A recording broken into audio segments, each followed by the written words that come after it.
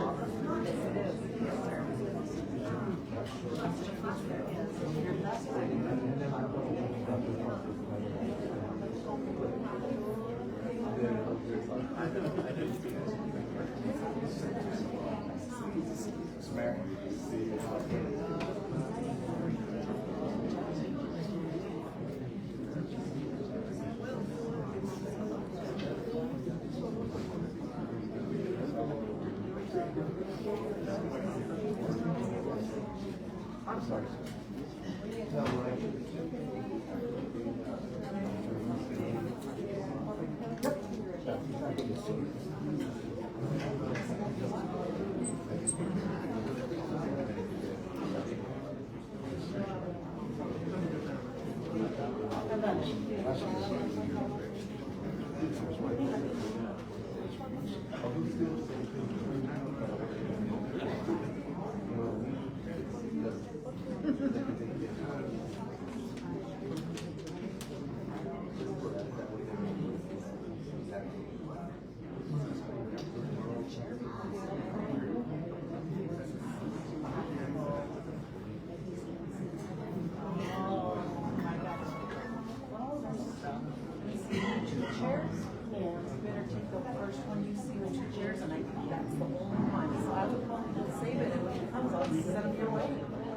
Those two right there are the only two together.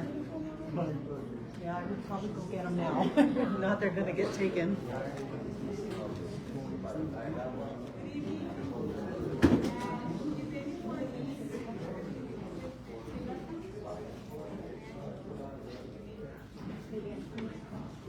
The microphone.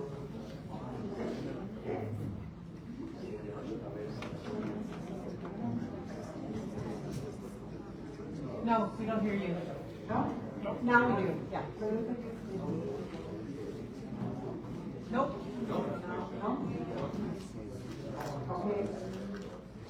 For those of you that need improving equipment, we have equipment Louder. se queda at the back. Las personas que necesiten equipo de interpretación, que no entiendan inglés, tenemos equipo de interpretación, pueden pasar al fondo, ahí tenemos el equipo para entregarle uno. Traigan su identificación, por favor. Gracias.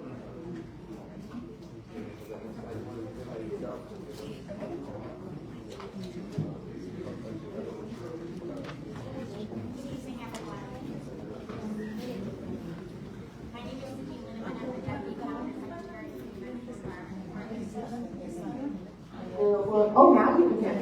Now you can really hear me. Thank you so much for taking time out of your busy day to come and be part of this public meeting.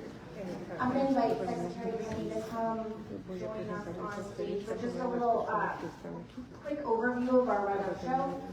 You heard from our two interpreters. Thank you all so much for being here. I want to recognize that we have Mayor Pia, who's also a member of the board of CRRUA. And we're joined by some guests from the state of New Mexico. I'll introduce them in a moment, but just to give you a sense, we're going to start with some brief introductory remarks from Secretary Kenney and Secretary Allen of the New Mexico Environment Department and Department of Health, respectively. And then we're going to invite some of our subject matter experts up. John Roderick, who's the Director of our Water Protection Division, his last name, Howard the Crew. So sorry. Are going to come and speak with us. Oh, yes.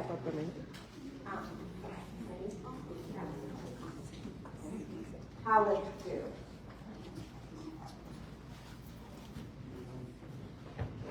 And then we're going to try and leave ample time for questions and answers. I know that's probably mostly what you're hoping to get out of tonight. We'll also be available to answer questions after if there's things that you'd like to ask directly as the but I think to start, I'll invite Secretary Kenney to first and give some brief remarks, and then Secretary Allen. Good evening, everybody. Thank you for coming.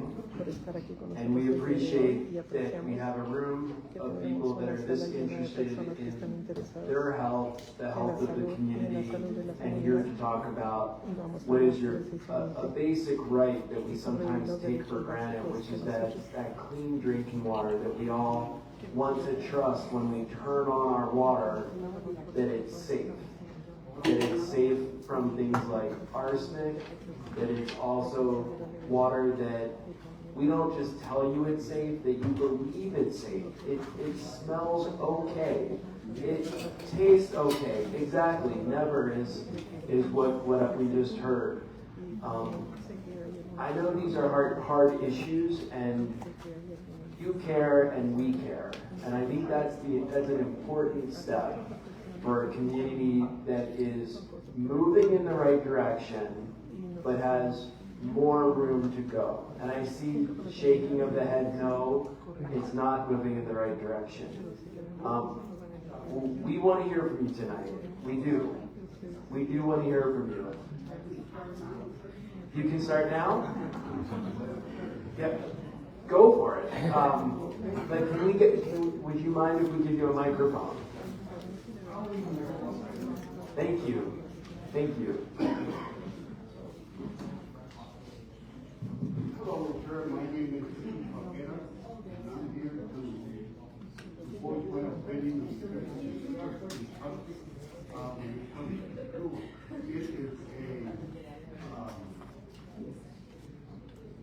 It is not just what we're getting, the product we're getting in this phase. I go and I get water like this. I can't even see my pump because they're all white. And then once you need to smell your water. Sometimes it smells like sewer. Okay, and I'm fed up with it. I'm done with being this guy's lab rat. You know what I mean? Nothing's being done, sir. How long has this been going on? About a year now. And to see that no action has been taken. You come up here and we cry about it, and you listen, and nothing gets done. You know what I mean? It's come to the point that it's getting totally obnoxious what's going on here. This water is being forced, okay? Forced on us. Okay, we don't want anything to do with CRRUA. We don't trust them. You can see from the people right here, the news people, they can show you where this gentleman is trying to tell us that brown water with pieces of I don't know what is safe to drink. Do you want me to trust him? No, I don't. It's enough, sir. It's something. Action has to be taken. Not coming in here and, oh, hi, bye, and that's it, you know?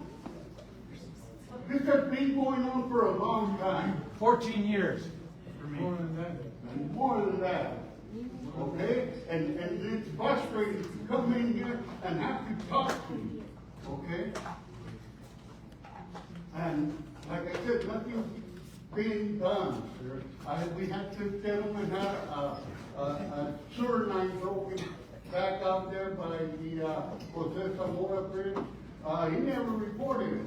I reported it to environmental county, and when the lady showed up, she called me back, and she said it was only dirty water when you could smell the caca. You know what I mean? I do know what you mean. Okay, it's frustrating when all that stuff is going on. Nothing, I mean, we want to hear from the state, but we need to hear from the government, sir. Because you all can't do nothing, apparently. So Yeah. can we chat? Absolutely, sir. Yeah. So thank you for and I would be as frustrated as you are, and I appreciate you coming up. Have frustration, sir. It's anger. Anger. Other people are probably agreeing and have that same degree of anger. I see hands going up. Yeah. Here's one thing that I would like to offer. Tomorrow morning, if you're amenable, could we come by your house and look at the water that you're having to deal with every day? What? You can have anybody. Or for anybody here who's here. Anybody here has white water coming out, shit smelling water? Yeah, I And see. so that's not just me. I agree. So if you go to my house, you go to the community, sir. That's one of the things we want us. I'm not the only one with a problem. There's all these people. They're all here because we have problems with CRRUA, and we do. Okay?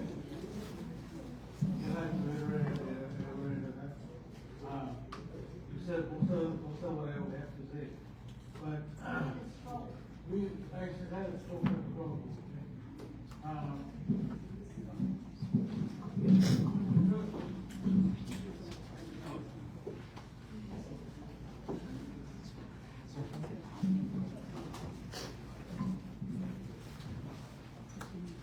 I had a stroke, so just bear with me. I've been living on Sandpiper and Wi-Fi since 1987. And this has been going on for quite some time. If it's not one thing, it's another.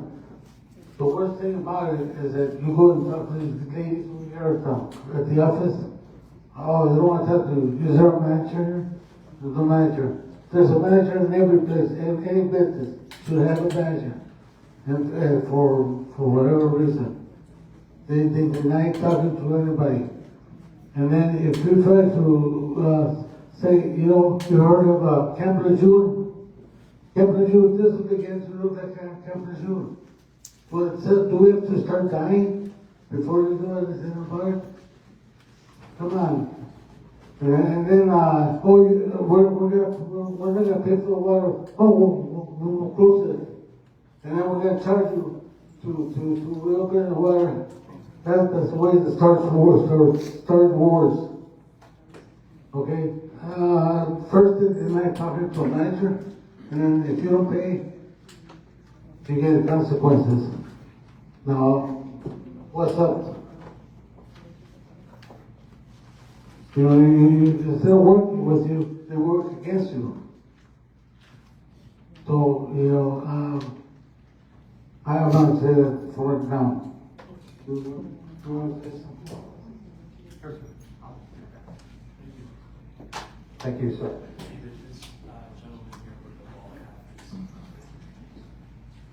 I did 2 years.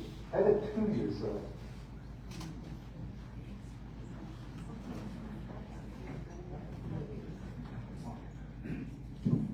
Thank you so much for coming and telling us about the arsenic. And I do agree, we are really frustrated, and I believe that the main problem is that the water board of CRRUA is made out of the mayor, the assistant mayor, and then you got another employee of the city also on the board. Then you got another person in the board that lives in El Paso. Then I believe the other two members don't even live here in the area that CRRUA serves. So I believe that it would be best to get rid of this CRRUA water board, and at the same time also, if you could recommend to the governor that CRRUA should be sold. The reason is that the administrator of CRRUA right now is also used to work with the city as a planter, and now he's running the water company. I don't think that's right. I believe we're just paying for him to learn the job. And then another concern of me is the old CRRUA water board dissolved after the scandal where they couldn't hide it no more. When the water started affecting the neighborhoods of Valencia, Santa Teresa, that's when they just couldn't hide it no more. That's when they have to come clean. And I believe that that's a big problem. And that the previous CRRUA water board was dissolved. And then we were told by Commissioner Chacon, she was the chairman, that a new board was going to be made out of people that live in the area that CRRUA serves, and that was a big lie. The city council, I believe, of Sunland Park, or I don't know exactly who, they selected the mayor, then the assistant mayor, and a city employee, which they're not going to be held accountable to us. They're going to be held accountable to the mayor. So I believe that's also one of the biggest problems. And just right now, where I live, they're fixing the street, and the pipes that brings us the clean water broke, and you have water floating to the surface in different parts. And this has been on for 3 months now. I don't drink the water from CRRUA. I buy my water in El Paso, but just to show that CRRUA really doesn't care. And I have reported the problem, but still, what they told me is that not to worry, that there's no way that I'm going to get sick because the water is floating to the surface. That no way bacteria is going to float down. You see, that's the mentality they have. So I would believe that it would be better just to get rid of CRRUA and sell it to another company. And also, if you could recommend that the board that we have right now should be dissolved, and like we were told, residents from the community should be elected. I believe that we are better to look after our backs than the representatives we have right now. And if you want to, I'll gladly take you to where I live so you can see the water floating to the surface. Thank you.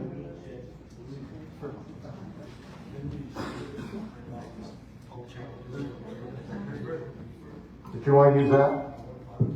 Yeah, can you all hear me? I'll speak loud. So thank you, and we would like to take you up on coming to your house or your neighborhood and seeing some of those repair issues where the water is coming up, and then also for anybody, sir, for anybody who's here this evening, if you would like us, for the environment department, I run the state environment department. Okay, so I didn't think I said that when I started.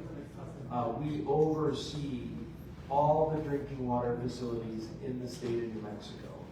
And in this particular community, the CRRUA Drinking Water Authority, we're the ones that penalized them after we found the multiple arsenic violations.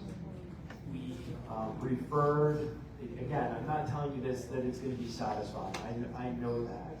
We then referred the CRRUA to the state auditor and the state attorney general's office to have them look at their operations, both fiscal, technical, and make sure that every consumer was being represented by those agencies. so that they could take whatever action they could. Tonight, here you also have the Secretary of the Department of Health, who's going to chat a little bit. We got off in questions, and I appreciate we're already there. We have more, and I appreciate it. I'm going to hand the microphone back. My name, James Kenney, and so you have two individuals from the governor's cabinet here tonight.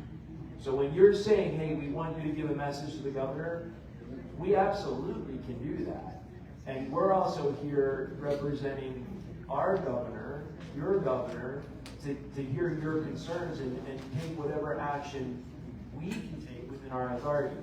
I hope you know that we've been working on this issue for a while, and these issues that may have been plaguing your community for a long time, as you all pointed out, they don't change overnight. Again, I'm not telling you something for you to agree with me on.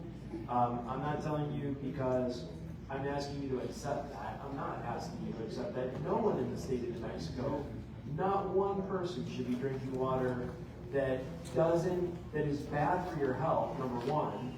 And number two, even if I tell you that the water is good, or CRRUA tells you that the water is good, if it tastes bad, smells bad, is brown, and has white specks in it, I wouldn't drink that water either.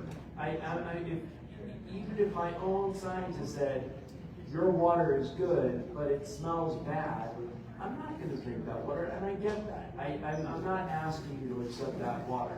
We should all accept better, and we need to.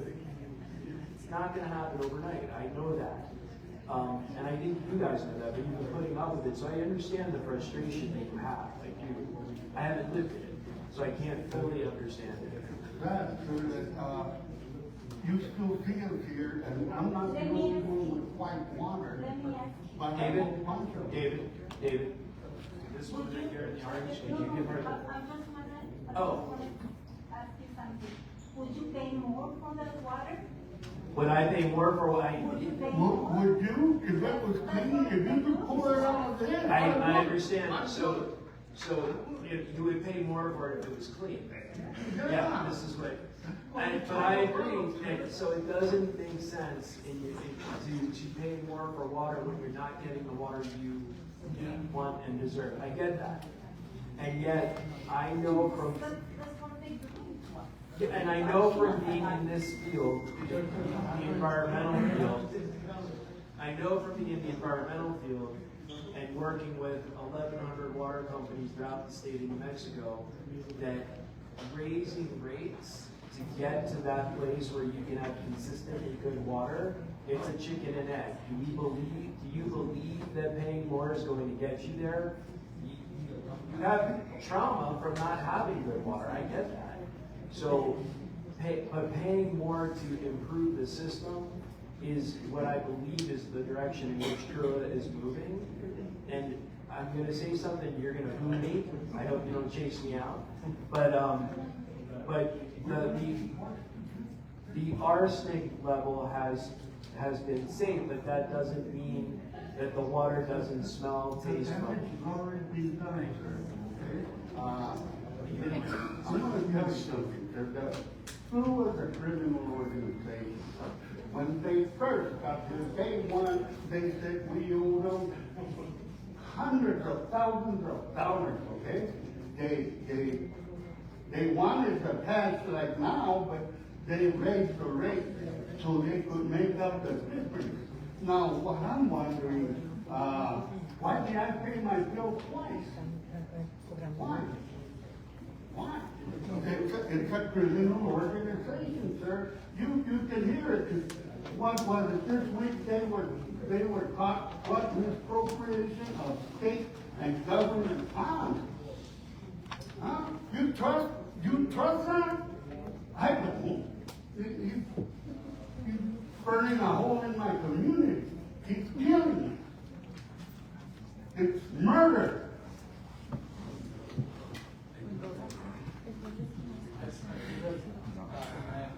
I just want to make sure that the folks who are watching on, that's why I'm trying to get used to the microphone. Thank you. I am trying to use the microphone so the folks watching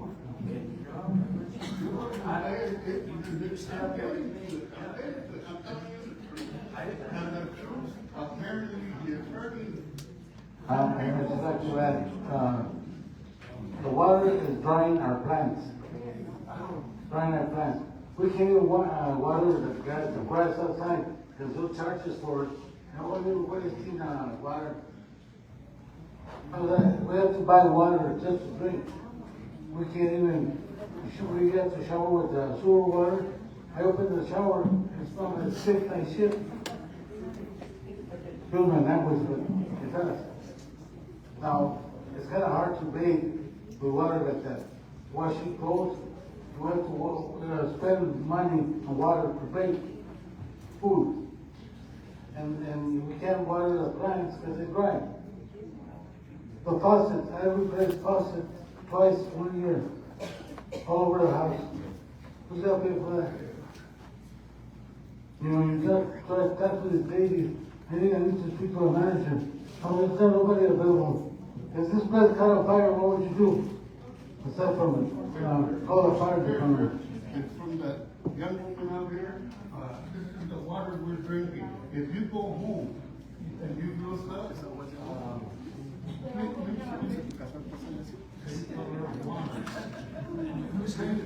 Whose house is this water from? Is it, sir, is it from your house? Who brought the water sample tonight? Ma'am, you brought the water sample tonight? This is from your home? can you drink that, sir? Would you drink that? No. Me neither. I would I'm not. forced to. I'm forced to. Mira, mire, a usted no le estoy hablando. No, no, Aquí pero estamos todos tenemos derecho también a hablar. Cállate, por favor. Mira, I'm going to tell you something, sir. This gentleman thinks that that water is drinkable, it's potable. Okay? This gentleman right here, and we got a city councilman who was on the board. Howdy. Great. And this is disgusting, sir. Well, This is totally let disgusting. me, That's what I'm trying to tell I you. understand. Let me do this. You can see it with your eyes. Let me do this. We have a number of people who are raising their hands and want to talk. And I want to give everybody an opportunity to say what they want to say. We are here to answer questions. We're here to register your complaints. We're here to work with you. As I said at the very beginning, we are here to listen, to be part of the solution, to work with you. So we do want to hear your complaints. And people are going to get heated, as we just saw, and as we'll continue throughout the night. Why? Because water is your basic right. I mean, if we don't have water, we don't have anything. So I get it. I really do get it. We've been working in drinking water, many of us up here, our entire careers, and we really want to make sure that you're heard and registered. And thank you, sir. Just, I don't know where you went, but thank you. This gentleman in the back has had his hand up, and we have a few others. So please make sure we get to you. Keep waving at us until we get a microphone in your hand. Thank you for taking my question. It's good to see you guys here tonight. We appreciate it. I have a question. Since we're in the presence of governing individuals, and correct me if I'm wrong in any of this stuff, but since the middle of December last year, when we had the arsenic meltdown in this community, I'm from Santa Teresa, and since that day, about the middle of December last year, CRRUA has had its operating permission or whatever it is reinstated, renewed for this year or for the next period. If I'm not mistaken, our district representative in Washington procured a couple $1 million for them, and this whole operation is still operating without any shutdowns, moratoriums, or any other thing that I would do to a business if there was question about their operational capacity and capability. So it'd be nice to hear some thoughts from the board of people that arrived today on exactly why this business, CRRUA, wasn't immediately shut down, taken over temporarily at least by state qualified individuals, and to rectify the problem before they were even allowed to continue business. Thank you. Yeah, thank you. We have a shortage of microphones. John, do you want to take that question? You may need to come out here and speak really loud.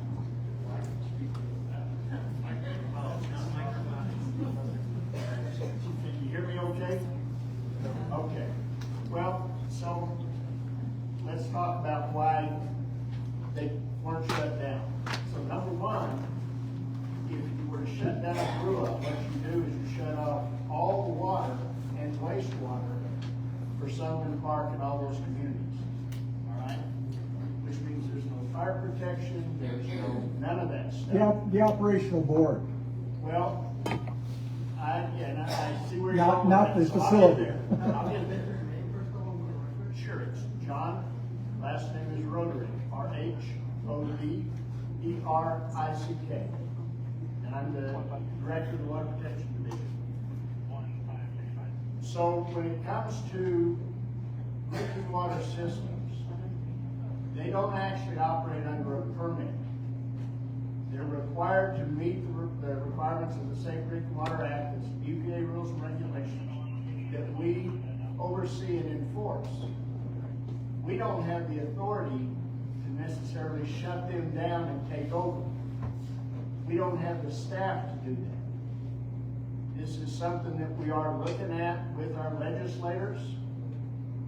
You know, to be quite honest, this is a scenario that we really hadn't dealt with before, so we're having to figure out how to work through this.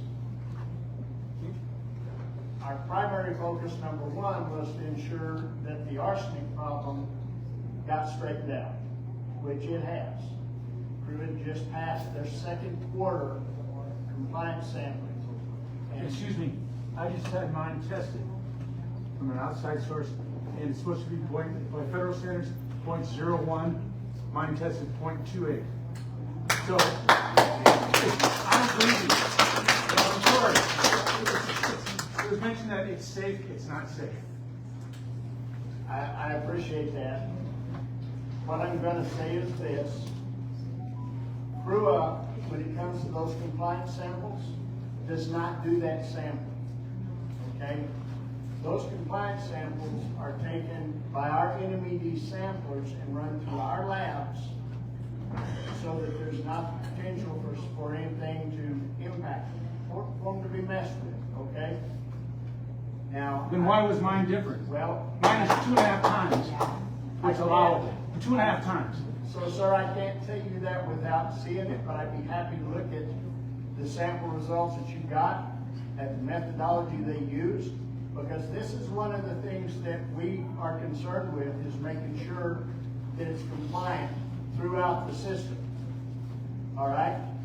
And we will do more sampling as necessary to do that. I really would like to see the results and like to talk with you more about that. Okay? It's a valid concern. Because the problem is, I'll get back to you. Again, the problem is, if you shut down CRRUA, who's going to take over that operation? Who's going to continue to move forward and make sure that at least there's valid fire protection? Okay? Be with you in a second. I see you. So there's a lot of problems, a lot of issues involved, and it's just not as simple as throwing that group out and bringing somebody in. All right? It is something that's being looked at, as Secretary Kenney mentioned. You know, the Attorney General is looking into it. The Secretary of State is looking into it. We've met with the current CRRUA board. I'm not going to speak to how it's structured, whether that's right or not. I will just tell you that we are not done by a long shot. And the reason we're down here is because we got to figure this out for the long haul. Okay? Yes, sir, we got a mayor and city council that will take care of it. Maybe you all can help. How about that? Maybe this company has got to go. That's it, that's the final. I don't care how it's done, sir, okay? We got a smart mayor, we got some city council persons that are very smart, okay? At least one of them. And I need you to understand that when you're talking about CRRUA, like it's some kind of an independent company. It is. CRRUA is what's representing Sunland Park and Doñana County. All right? Those are the two entities that are ultimately responsible for ensuring safe, drinkable water to these communities. All right? And so we're talking about how do we hold those two entities accountable to do the job. CRRUA is a mechanism that they came up with to manage this. And it's all under review. Yes, sir. Do you know about the Safe Drinking Water Act? It's the law, sir. It's the law. Breaking the law and having no repercussions whatsoever, okay? This gentleman says really proudly that the arsenic plant was down for a year and a half. He was the second person in command. What did he do then? Nothing. Okay? Nothing. Okay? He let this go on until the water got so thick it looked like molasses. And the harm has been done, sir. He already broke the law. CRRUA already broke the law. Safe Drinking Water Act. Look it up, sir. Look it up. Look up what a city council person is supposed to do, what a mayor is supposed to do. And then you look up justice, and we ain't getting none. You know what I mean? Understood. So we have, ma'am, you have a question, and then a question came in from the side that Secretary Allen is going to address. So why don't we start right here with your question, and again, we're going to keep moving around the room. And if you have a microphone coming in from behind you. Hello, my name is Edwina Diaz, and I'm a resident from Sunland Park since 1961. I was raised and born here. And before I used to see the water with Sept, okay? And we used to go to school and drink water from there. Our air conditioners were getting all messed up because of the water. And then, but now it's getting, instead of getting better, it's getting worse, sir. Arsenic. Honestly, we need to get another company that's going to provide us with what we deserve. Because we paid quite a bit. And now they raised up our bill. So we really need another company to come in and just pick up CRRUA and let the new company come. How many of you agree? Yeah. We're all from Sunland. Thank you. No, thank you. We had a question about what are the health effects related to drinking this water, arsenic, and Secretary Allen is from our health department. He's our New Mexico Department of Health. Who's going to take that question? Great, thanks. My name is Pat Allen. I'm the Secretary of the Department of Health. So bad news and good news with respect to arsenic. Bad news is arsenic causes all kinds of nasty things. It can lead to certain kinds of cancer, skin cancer, cancer of the liver, bladder cancer, those kinds of things. It can contribute to diabetes.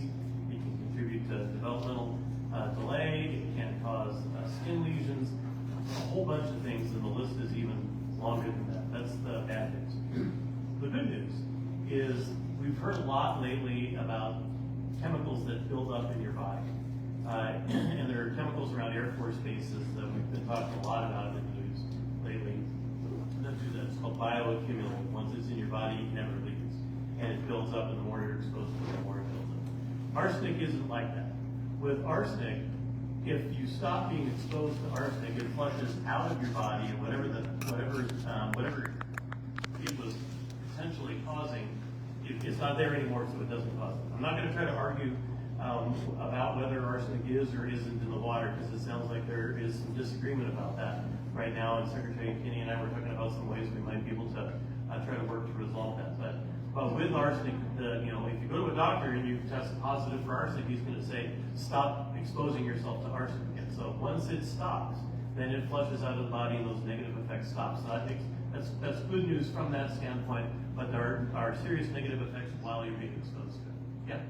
How long does that take, the flushing of the system? Oh, I'm going to ask Shri from our Environmental Health Bureau to speak to that better expert than I am. This is Sri Balantu. So basically, arsenic takes about anywhere from 72 hours to almost 3 months to exit a human body. So depending on the concentration that a person has been exposed to, it can vary. So if this person has been exposed to arsenic for 42 years, and within 3 years he has skin cancer, are we supposed to move out of here? What do we do? That's happening to my husband right now. I'm very sorry that that's happened. And of course, the challenge is the fact that the arsenic maybe isn't in his body anymore doesn't help with the fact that he's got skin cancer. Something with cancer is you can't look at a particular cancer and say, well, this is what caused it, right? And so the challenge is to make sure he's being cared for his skin cancer and that he's not being exposed to any more arsenic. Those are the two main things to We do. live here. There's no not. Yeah, so our job is to make sure that the water system, in fact, has got the arsenic out of the water, and that's their legal obligation, which goes to the other gentleman's issue about whether the tests are accurate or not, and we've got some things we might be able to do to be able to verify that. I got skin cancer on my skin from the water. From the water? Yeah. There was a man. Yeah, thank you. I knew there was somebody who raised their hand back here. Oh, sorry, David. Go ahead right there, and then we'll come back here. Sorry. Thank you. So my question is, I've been here for 42 years, so that means 3 years, let's say, that's how much I have to wait, or just 3 months in order for the arsenic to be out, flushed out? I mean, I don't know how long I have had it. Like I said, depending on how much amount you've been exposed to, it varies. But there is no simple way to answer that question unless we know how much you've been exposed to over the years. So let's say the arsenic has been here for 3 years. I don't know, I mean, everybody knows that there's arsenic, but do we know how much we've been exposed from every single day? I mean, it's only 10%, 5%, or 40%, or 50%. How long do you think? As you're saying, it's 72 hours or something like that? If it is a one-time exposure, yes, 72 hours. But if it has been a continuous exposure, it takes longer. But from the time the exposure has stopped, depending on how much you have been exposed to over that particular time, it can take about 3 months for your body to get rid of it completely. But when you're saying you've been exposed to like 42 years, yes, there will definitely be some effects that it has caused in a particular human body. So what I'm saying is, once the exposure stops, it goes out of the body soon. But you're being continuously exposed. That is so let's get everybody here and tell you that you will be without arsenic within 36 hours, completely, because we're not going to be exposed anymore. That's what you're trying to tell us? Sorry, Yes or no? Yes or no? Just thinking about what you're saying. Yeah, so I think what we're saying is there's two different things. Being exposed to arsenic, right? And that's taking it in, and then once that stops, how long does it take for the arsenic to get out of your body? And what Shri has said is that varies, but it's 3 months is kind of the long end of the window. But the other thing we're saying is, if that has already had negative effects on you, related to skin cancer or skin lesions or those kinds of things, obviously that doesn't go away. That's an effect from that accumulation of exposure over time. So really kind of two different things. Okay, so I'm already exposed. We had, I'm trying to keep an order in my mind, and I'm not going to do a great job of it. There's a woman back here, sir, you in the back, and we had a question up here.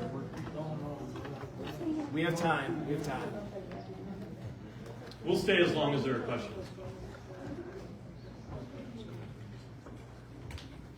Good afternoon. Thank you so much for being here and for listening to us. My name is Daisy Vida, and I'm a business owner, first of all, here in the area. I have actually four learning centers, and 3 of them are here in our city, in the city of Sunland Park.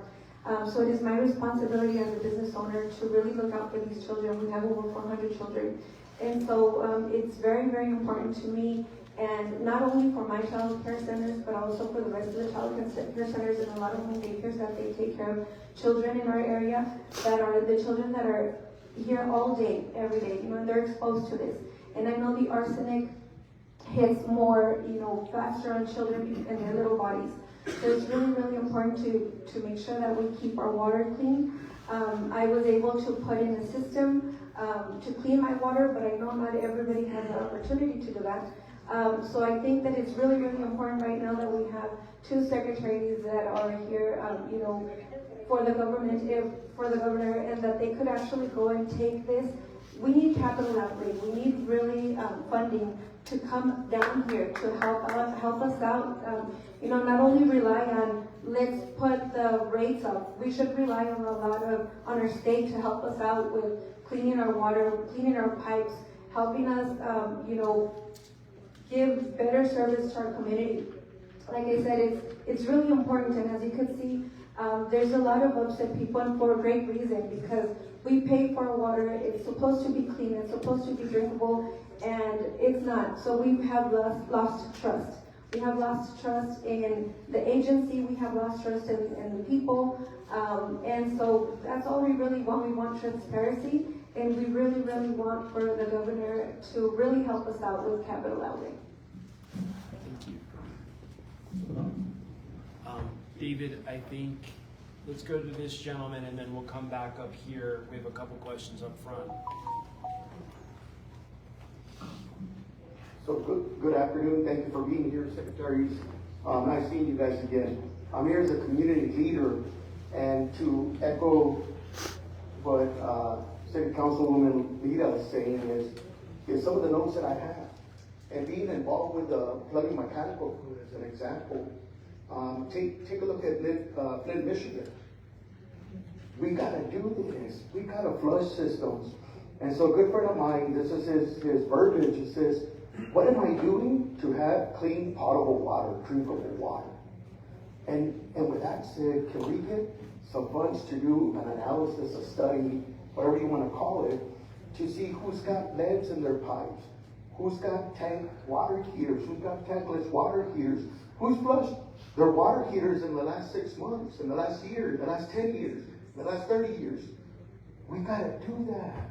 We gotta flush our system so we have clean, potable water. And then seeing this water that's being passed around, I highly recommend that we start looking at those places and we verify that the water is just brown, because that's alarming. If it's like that, that's alarming. So we got to do those things. And then I'd like to thank the new CRRUA leadership. Under this new leadership, we're making progress. They're fixing things.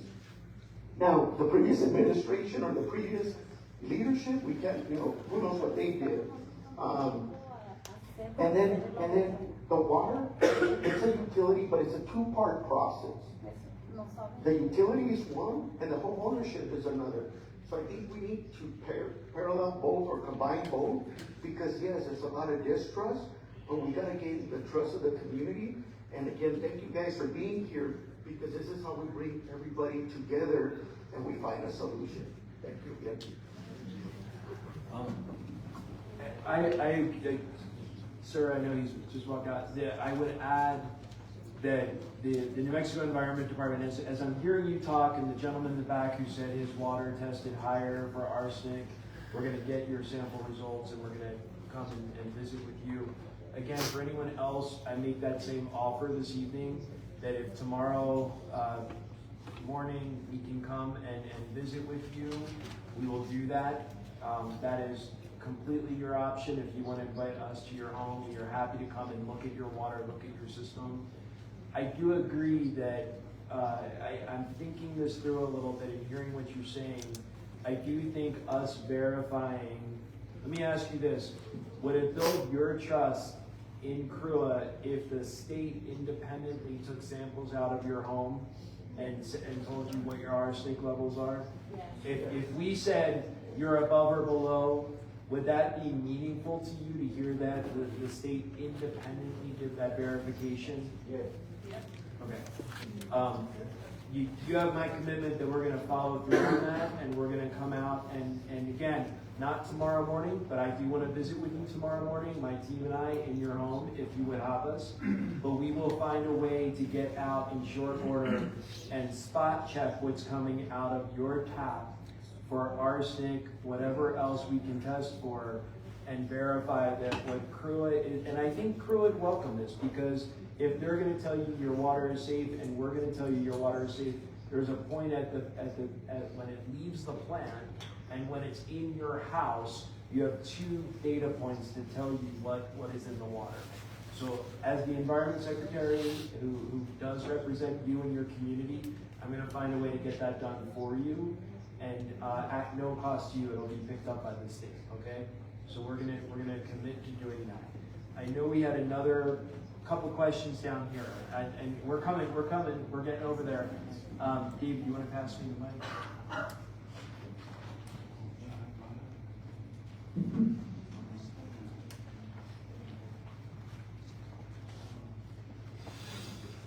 Thank you, sir. And my name is Isabel Santos, and I involved in my community for the last 40 years, 45. Okay, and the problem in our water is the many times ago. Because in 1991, the University for El Paso come here and take samples and found in 20 houses in different areas, they found a big higher level for lead. In 1993, the person in the houses found worms in the water. We report this to the environment and with the department head and the Mr. Shu. He is an epidemiologist. He says that don't worry, the worms was a little worms that are not affect the humans. I can hear this. And then now we have the arsenic. EPA was here and tested in different areas and don't pass nothing. Anybody do nothing for us. I represented the Star Citizen for many years, and we are involved against to the landfill. We have a person in Spur that he comes to the New York and he said the problem that we have here is the landfill. And several months ago we speak with him, and they say that the liner to protect the aquifer disappeared. In the past, the landfill held here in our area a incinerator. They brought all kind of waste for the hospital, water, toxic water, and the problem is that in my case, I feel that we are alone because anybody help us. Our local government, the state, or the county. And I am surprised that you be here, because it's the first time that somebody come here to listen our concern. Thank you very much. Thank you. I hope that I can stand here and say we're gonna do something, but it'll only be my words coming into action that prove that we are people of our word. So again, we're committing to doing more in the community, and the landfill is something that is of concern of mine. And we can send our inspectors out to look and do a detailed analysis of that liner under the landfill. Sir, you had a question? Sorry. Quickly before you go to the next question. The governor was here a month and a half ago up in Las Cruces, and we're here because people from this community came to that session and talked to her about the water, and she told us to be sure to come down here as quickly and as soon as we could. So the thanks goes to her for making sure that we're here. Second thing, there have been a couple of comments about capital assistance and sort of the community role in all of this, and I think it's really important. Water problems are complicated, and arsenic is one thing you can kind of pick off the top and you look at water quality treatment, but what comes out of your tap, starts with the source of the water, goes through water treatment, goes through the pipes in the street that CRRUA mostly owns, goes through the pipe in your yard that you or your landlord own, goes through the fixtures in your house that may be old and have lead in them. They're really complicated, and so when you see something like the water there, that opens up a whole bunch of questions of, are we seeing something that's a narrow, EPA regulated thing, or likely is it a lot more complicated than that? And if it's likely a lot more complicated than that, it's also likely a lot more expensive than that. Just wanted to make sure that we're realizing that we're talking about potentially a really big set of interrelated problems. I'm gonna so just to mention, I was the one that talked to the governor in Las Cruces. Oh, great, yeah. My name is Jose Saldaña. So she promised us that that the increase of the water was not going to happen. She promised us, as the community as a whole. I was speaking as a whole for the community, and she said that she was going to stop the increase of the water bill, and nothing has happened. So that's why we made this meeting here for everybody to come. I'm talking on behalf of the community. And this is from the New Mexico Law Center and Empowerment Congress.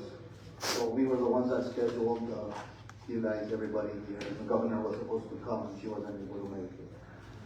So just to summarize, we are responding to that ERG. So I'm just going to go over through the summary because it's a long 11 pages that we have. So it's just the executive summary. The comprehensive performance evaluation conducted by ERG and the subsequent financial report identified several issues within CRRUA. Arsenic treatment facility system process of the policy. Below, Empowerment Congress and NMELC highlighted the following 4 key findings from the ERG report. So with additional context as to why each finding is significant to the public health and integral to the provision of clean and safe water, public water. So number 1, CRRUA equipment has failed, is broken, and is malfunctioning. Number 2, CRRUA inadequately monitors and maintains its facility. Number 3, CRRUA lacks emergency response plans and procedures. And CRRUA staff lack technical knowledge and expertise. So moreover, in response to these significant issues and failures with CRRUA's operation systems and ultimate provision to clean and safe water to residents of Sunland Park and Santa Teresa, New Mexico, Empowerment Congress and NMELC provide the following recommendations to CRRUA. Consider and implement. Prioritize CRRUA's funds, grants, and expenses towards the maintenance and repairs of the facility. Number 2, create a maintenance procedure and schedule. Invest in proper and adequate monitoring systems, alarms, flow meters, flow controls, and generators at each arsenic treatment facility, and mandatory expensive and recruitment training for CRRUA operators and staff. Number 5, improve public notice, procedures and practices consist with federal safe drinking water. So basically, we're just saying we're responding to the ERG, and then at the end of we're going to give you copies of all these documents, what we filed, you know. So basically, these meetings should be scheduled. So they've done meetings without letting us know. They change them. We're never aware of what's going on. So these meetings should be at least this meeting should be scheduled at least once a month in advance, with no practices of canceling and rescheduling such as meetings as special meetings.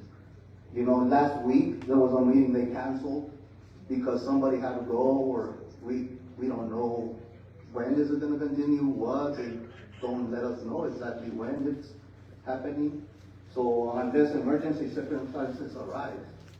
Should emergency circumstances arise necessitating and canceling and rescheduling of the public meeting, CRRUA should communicate to the public the reason and emergency circumstances behind such cancellations.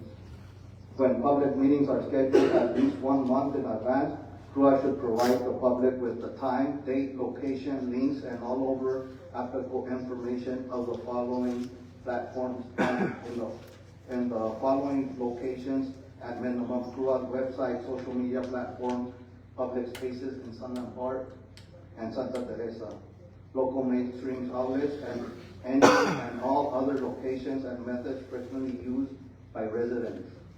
CRRUA should always provide these notices in at least both English and Spanish. So I've installed the water softener in my house. I spend a few thousands of dollars, and within 3 days, the filter's already yellow. A week later, it's already has like llama, sticky, molding, slimy, it's like slimy, you know. So that's part of the reason that I'm getting to the point that I'm gonna just bypass it for now until all this issue is. I'm spending too much. They're designed to last at least 6 months, minimum of 6 months. A week later, I have to replace it. That's $55 for each filter that I spent.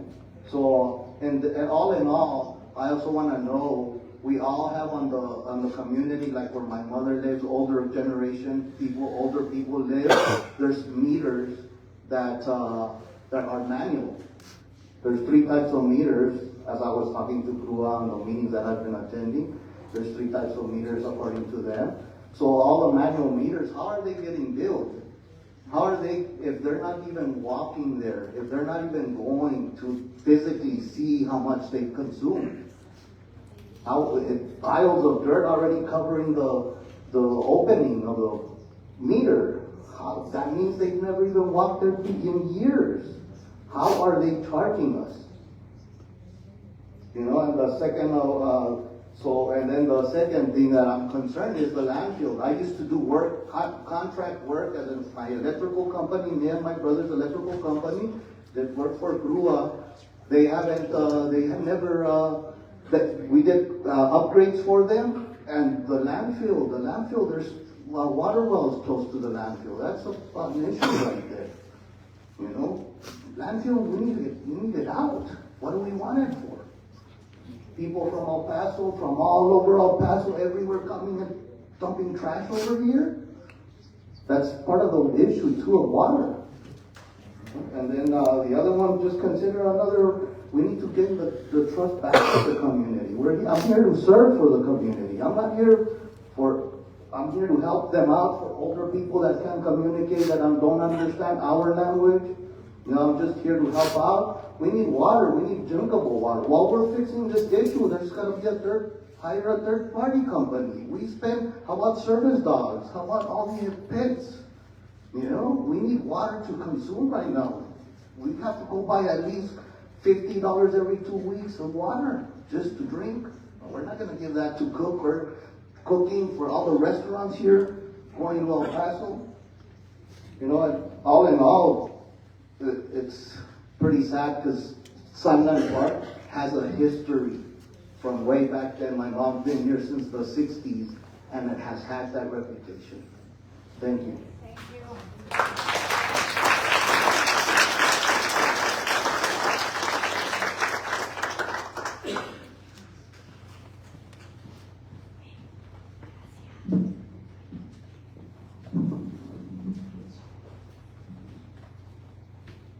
Thank you. I really appreciate that. And please make sure we have copies of that. Yeah, thank you very much. And I clap because I agree with you in so many ways. Just know you're supported. I see a bunch of hands up over here.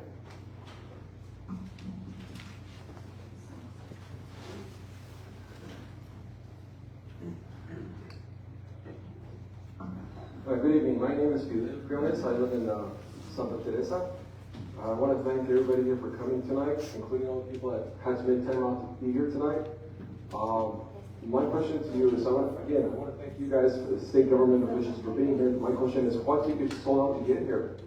I mean, this is not a problem that's been happening this year, last couple of years. You've heard people say that this is a continuing problem that's been taking place for over many years. My wife and I moved to Santa Teresa over 6 years ago, and we heard about issues with arsenic in the water. So we requested to meet with the director of CRRUA to get some answers from him. We got the runaround. It took us a long time to finally talk to him. He was never in the office, he was not available, this and that.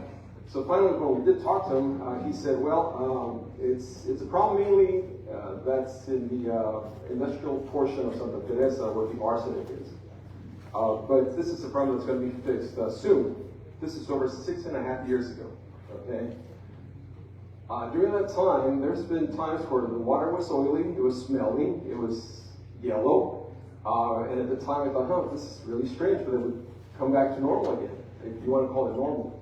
And when we had that big blow up last year, was it November or December, where the media picked up on the story, and thanks to the media, thank you very much for doing stories on this. I got home from El Paso on the weekend, it was a Friday night, I had a big glass of water, and it tasted kind of funny, and then I turned on the news, and they're talking about, oh, CRRUA said not to drink the water, not to use the water, not to wash your dishes in the water, not to take a bath in the water, because it had been contaminated for several days now. And I found out through the media. I didn't find out through CRRUA. What kind of an agency is this? What kind of a company cares more about profit and their money than to, take a hit on the money and issue a warning to people, hey, stay away from the water because we're having this issue. It was days and days later that they informed the public that this was happening. So what I have to say is I hope you get this issue resolved. As far as the water testing, I don't trust CRRUA at all. I would have the state do the testing of the water. And then, of course, we heard that we got hit with a water rate increase, and talk about more increases down the road for an inferior product that we've had for years.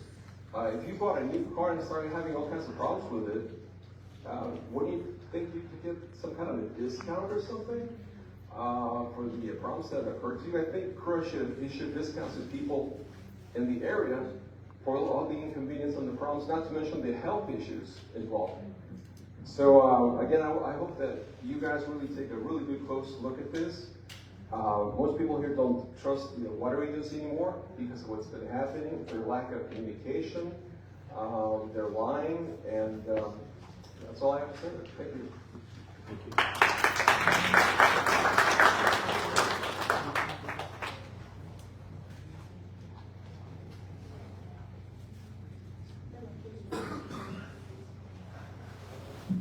Hi, good afternoon. I'm glad that everyone's here. I wanted to speak to people out here because I just recently got diagnosed with a condition that is pretty rare. And my doctor was explaining to me that it has to do with arsenic levels. And so I was really starting to be a little concerned because I've lived in Santa Teresa for many years in the Viewpoint area. And then I moved over to try the new fire station inside the country club. And so I was told by the CRRUA people 2 years ago that this well isn't affected at all where I happen to live. But the strange thing is that my levels keep coming up.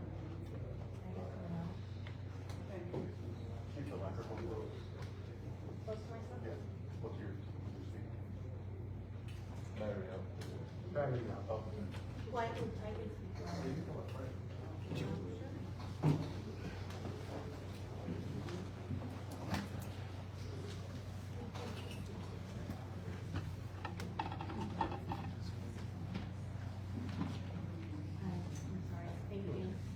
I was just here trying to inform other people if they have any kind of skin conditions that they're not familiar with, because I got diagnosed with a condition that I had no idea would be an aftermath of having high arsenic levels in your body.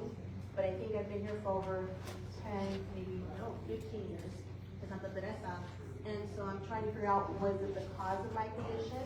And if it is, I don't even know how to treat it. I have no idea how to treat it. So I'm here to ask you all, there's a gentleman by the name of Moses West. He has something called the Moses West Foundation. He's a former military individual who owns the patent to having a machine create atmospheric water. And so he actually donated a lot of his generators over to Flint, Michigan when they had a crisis and when they had the floods over in Puerto Rico. I don't know if you all have considered maybe contacting him in the meantime to kind of circumvent what's going on with other people, because I wouldn't want anyone else to have a condition. I don't know if that's what caused it. I'm still trying to look into it, but it's very detrimental. But I think that CRRUA needs to step up to the plate, or the state officials to contact this gentleman. You contact him. I've spoken to him directly. He gave me his cell number. He's wanting to speak to anyone in the state to come and bring these machines out here, and it'll bring the water to the people at thousands of gallons per day, while CRRUA and the state officials trying to mitigate what they can do to help reduce the levels of arsenic being ingested by individuals, because not only are we ingesting it, but we're bathing it. And the moment you heat the water up, your skin absorbs whatever's coming out of the water. So I have a purification system, I have a reverse osmosis system, a distiller. I just bought some new bottles that do hydrogen water. Like, I'm trying to do whatever I can to help mitigate what I'm going through so that no one else can go through that too. But I think you all, instead of pointing the fingers, I'm not here pointing the fingers at anyone. I'm still trying to figure out why I'm ill. But there is a solution. There's a man by the name of Moses West that is willing to come and help this community. So thank you so much.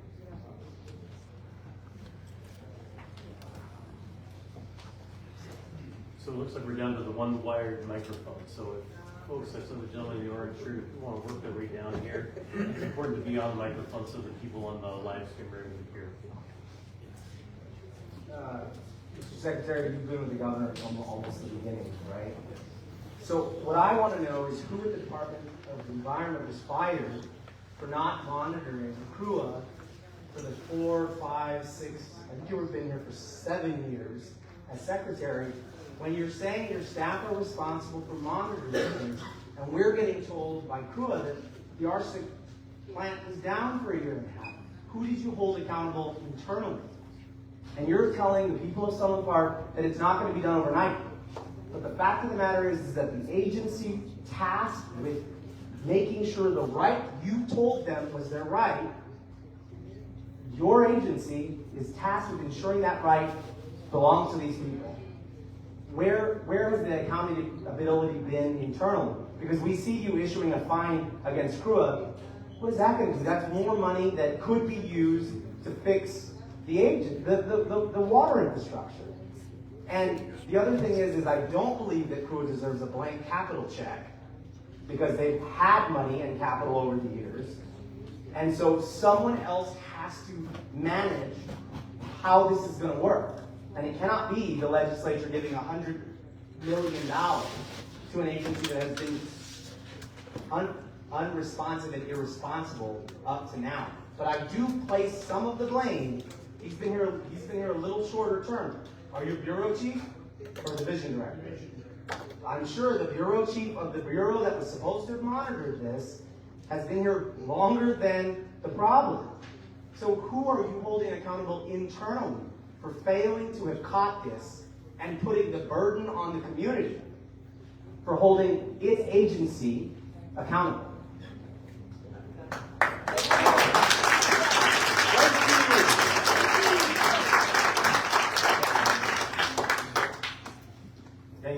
Thank you for, can you hear me? Is it working? Yeah, thank you for that question. So the accountability issue is a good question. I want to first answer your question by saying that we have about 4 samplers in the state of New Mexico who are managing 1,100 drinking water systems. We do. But come on, if it was Santa Fe, you'd been right there at it. Because it's something hard. Because I think that's unfair statement because about 40%. you call infrastructure old. Santa Fe's older. I know because I was assistant county attorney there. Don't make excuses that we just don't have enough. Well, let me answer your question. I think I was fair and listened to your question. I think you should be fair and listen to my answer. About 40% of the drinking water facilities in New Mexico are actually violating some kind of health-based standard today. And the reason we're able to know that is because we have 4 samplers throughout the state of New Mexico who are going out and monitoring those systems. I actually think that there's some credit due, not in terms of terminating somebody, but in terms of it was our samplers who had the inclination to say something doesn't look right in Sunland Park, and the arsenic systems were turned off, not turned on. So our samplers were the ones who sort of got behind and said, why do we keep seeing these arsenic levels when we're the ones taking the sample? And they're the ones that started to think about, well, these systems must be turned off in order for these arsenic levels to be this high. So we did have to terminate 1 sampler at one point in time from the southern part of the state for issues related to sampling. But we have about 4 samplers now. I think we saw 4, right? We have 4 samplers. So again, with those 4 samplers, they're the ones that are testing the water. They're the ones that are verifying what's in the water, whether it's good or bad. They're the ones testing to see what's in the water and presenting those results back to us. And then I appreciate you saying that I've been in my job 7 years. We haven't been in office 7 years, but we are still working to hold 138 polluters right now accountable for drinking water violations throughout the state. Sunland Park is one of them. Public water systems in Cannon Air Force Base, all the way up through Santa Fe, we just issued them a penalty. We're moving through the drinking water systems to hold those accountable.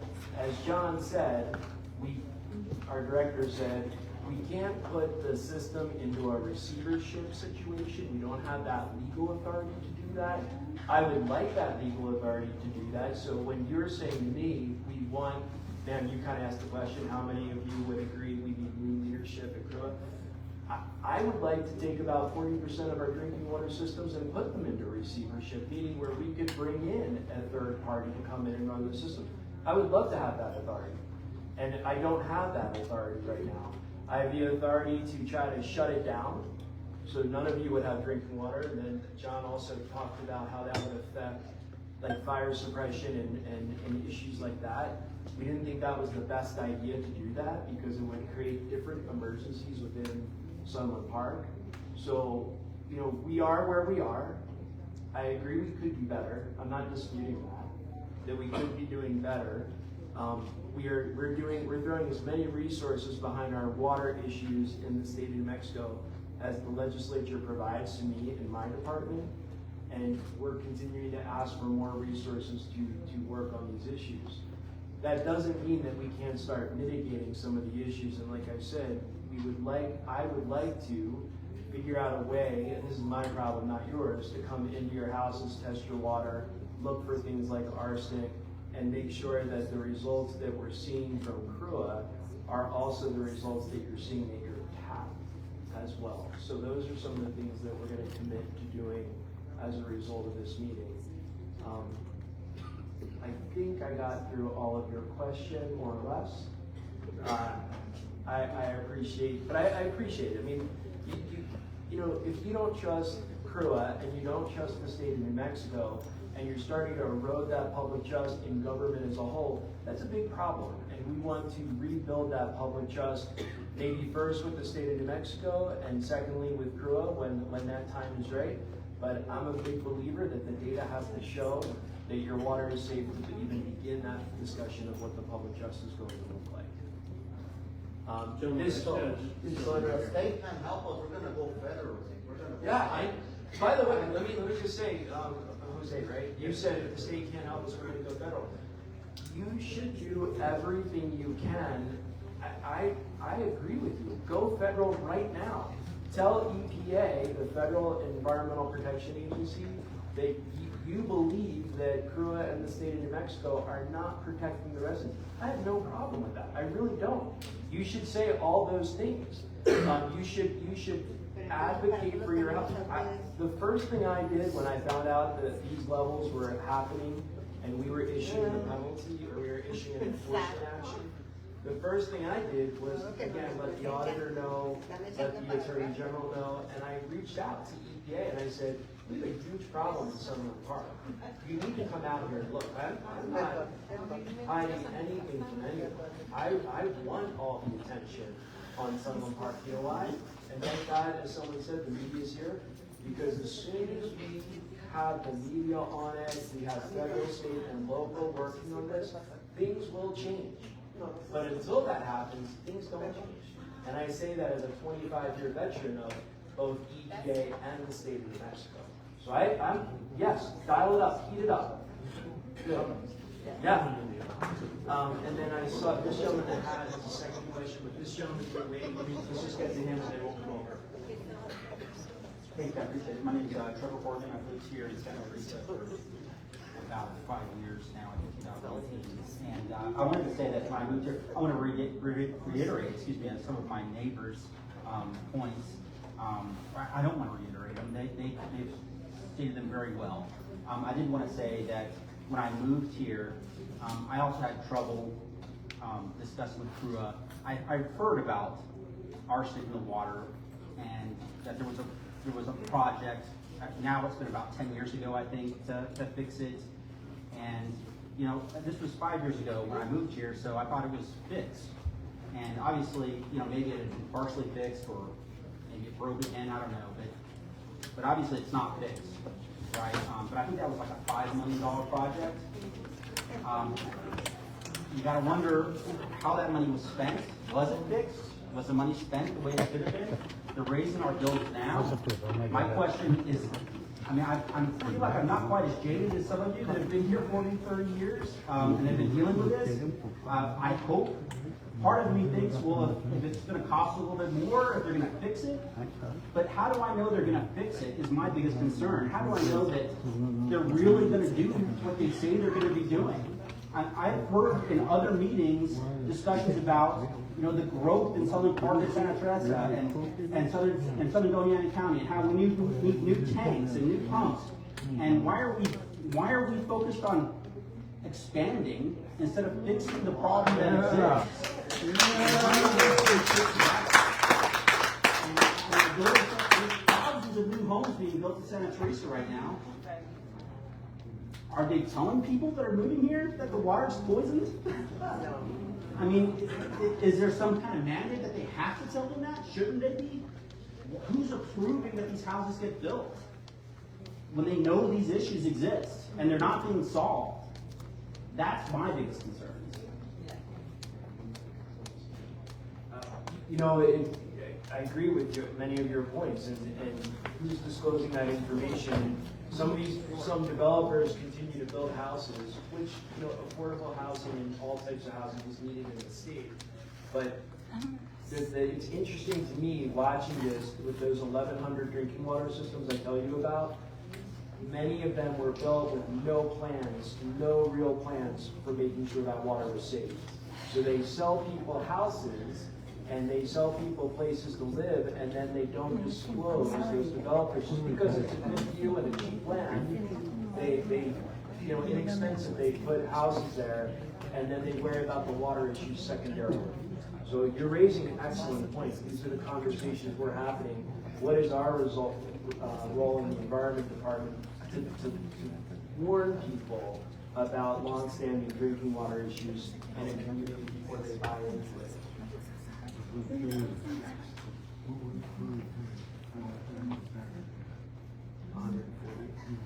And that's the previous, was 55.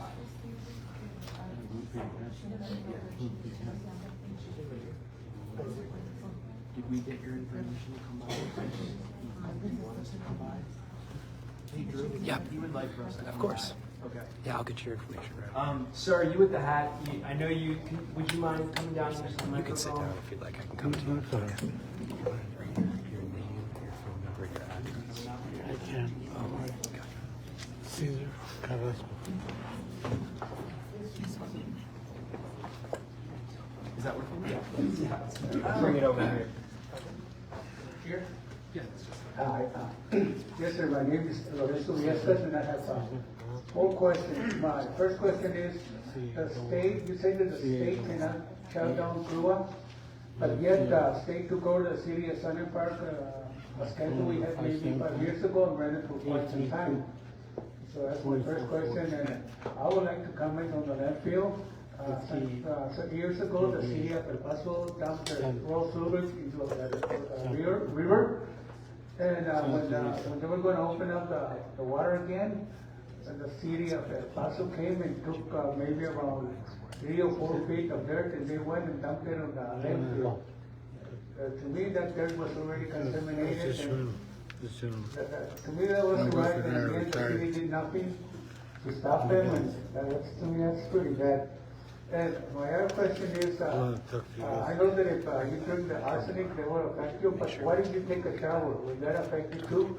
Because most of us are not drinking the water, but we do have to use it to take a shower. To answer that question, arsenic is not absorbed through the skin. It's mostly through ingestion or inhalation of dust. Well, you said mostly, so will it affect you? It doesn't, it is not absorbed through the skin. Okay, so that's a no question. Okay, thank you very much. Just to clarify it.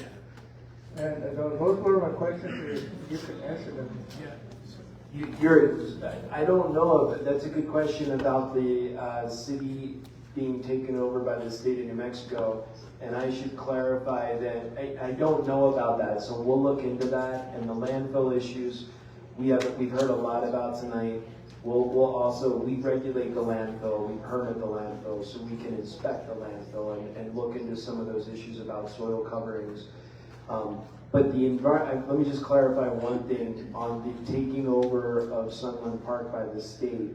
What I meant maybe to say is that the environment department, my authority given to me by the governor and the legislature, really the legislature under state law, I don't have the ability to say, CRRUA, step aside, we're now going to bring in a third party to run the system.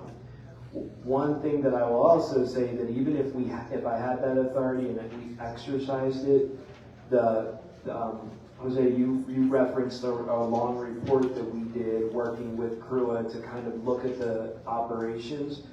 The same operational challenges that this group has to run the plant, operating procedures, pumps, systems that monitor when the water should be released versus when it shouldn't be released. Those challenges would be there even if we brought in a third party, right?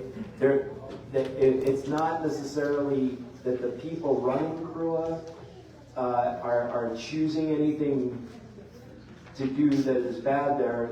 They have the system that they have, right? And if the system is in disrepair, if we bring in a consultant to run it, then they're running that system that's also in disrepair. So it's not going to change things overnight. That said, I would still like that authority to be able to say, if you don't shape up, you're shipping out, and we're going to bring someone in. But I don't have that authority. But I'll look to see if some other agency or the legislature might be able to do that. I just don't know how that was done when you're referencing it back. It sounds like, I bet it would be a big scandal, yeah. And again, I don't know the history there to help you on that or to answer that question. I just know the environment secretary does not have that authority because we looked. I'm not saying that because I didn't look.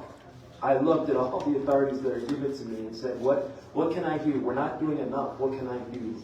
What else can I add on? Yeah, and then we'll. Go ahead. I just want to comment that we have met with the EPA two times now, and I'm still waiting for the phone call. They said they were going to call me back. So I really hope you guys do something and recommend something to the governor, because we have just waited too long and we want justice. Yeah. Thank you. Secretary, how about before we come back to people, make sure that if there are people who haven't spoken, we give them a shot. I just want to comment something on the third party. Okay. 10 seconds or less. And then we'll go to. Yeah, I just want to comment on the third party, like for example, hiring a third party portable water for the people not to be buying water while the problem is being fixed. You know, that way we're not wasting more money on time. Like putting water for, I'll help people. I'm here to help the community. You know, and you don't live until you serve. You know, so I'm here to serve for people. I'm an electrical engineer, so I'm here to help people. So take water to their houses, older people, so that they don't have to go buy it and go transport it this way because it's hard for them. You know, and the other one is the increase. If they're going to increase and they're going to put the increase on the water bill, why don't they charge all those dispensaries? They consume a lot of water for their filter system. If you look at it, how much water they spend, and the landfills. Why are people like commercial trucks increase the bill on them, not the residents?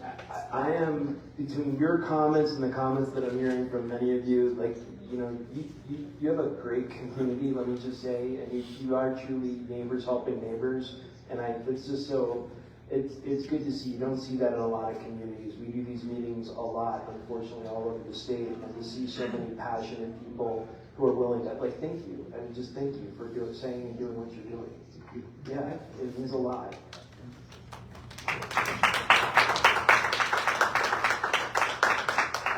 Thank you so much. I'm speaking on behalf of my mom, Dr. Chu, Dr. Mariana Chu, who's watching on the live stream. She has her PhD in environmental science and engineering, and she's an expert in water and wastewater systems. So she's given me something to read. CRRUA has had a long and rich history of decades of mismanagement and nepotism on its leadership team. They are severely underqualified and do not have the technical expertise to run a company of this caliber and implement the water quality measures needed to ensure the safety of this community. The only being constant and consistent with CRRUA are the fines they accumulate every single quarter of every single year due to elevated lead and arsenic levels. They have told this community to boil your water when boiling only increases the concentration of heavy metals. They have told this community to boil their water when it is brown and full of sediment. Furthermore, they have the audacity to raise the rates on this dangerous water supply. Their terrible management team is preying on this community. What, if anything, is the state doing to hold them both civilly and criminally liable? Thank you. So, hello to your mom on the live stream, and thank her.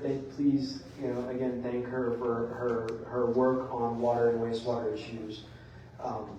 We need more people in the STEM field in our state to help on these issues. That all said, so we did refer, once we sort of put all the facts together, we did make a referral to the U.S. Environmental Protection Agency's criminal program. We also made a referral to the U.S. Environmental Protection Agency's civil program. Criminal holds individuals liable, civil holds companies liable, and in addition to that, the New Mexico Environment Department exercised its enforcement arm and issued a, how much was the penalty for?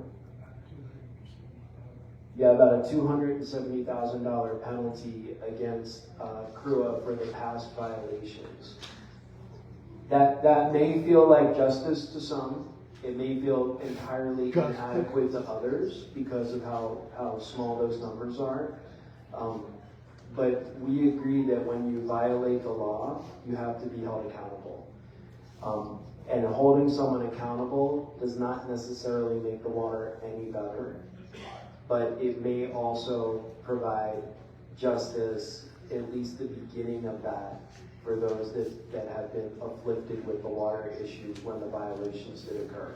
We firm believer that we need civil and criminal enforcement when people knowingly or unknowingly violate the law. No argument here. Secretary, right? Hello, good afternoon. Vivian Fuller with Empowerment Congress. So thank you all for showing up today.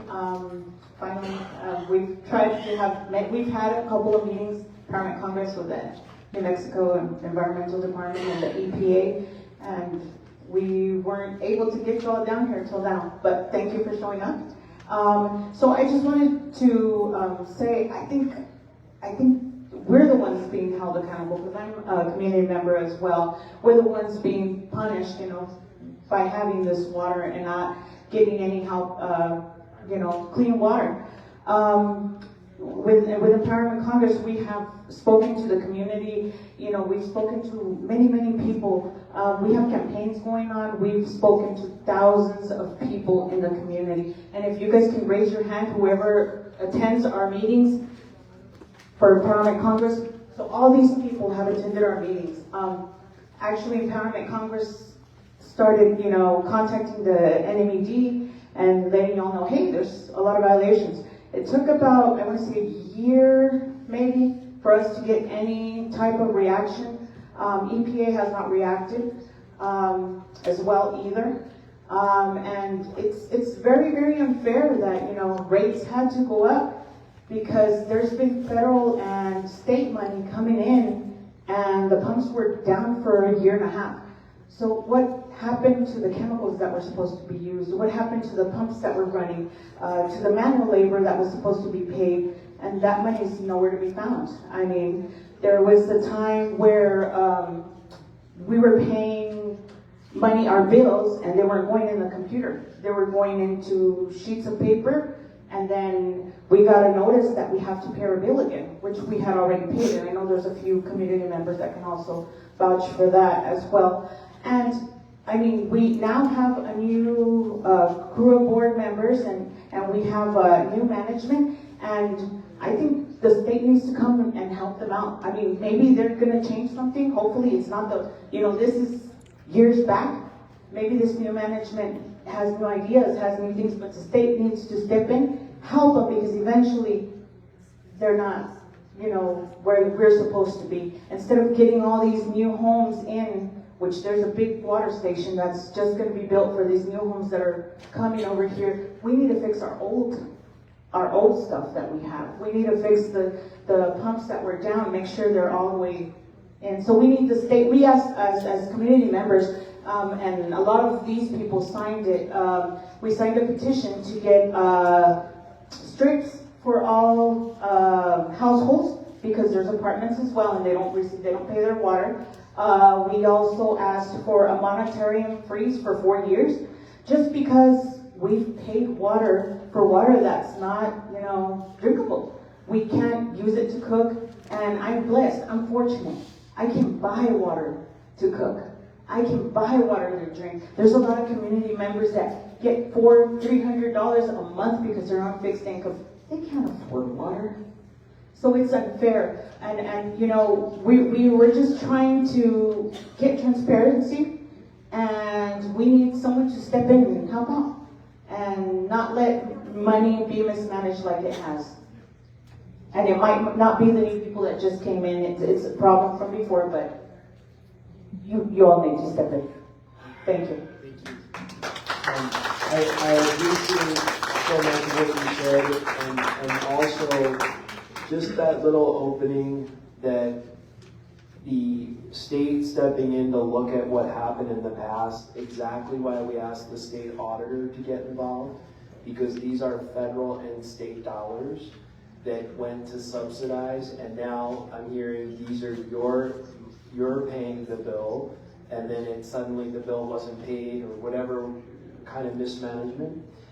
So I agree with you fully. It was exactly why we saw that the state auditor should be involved.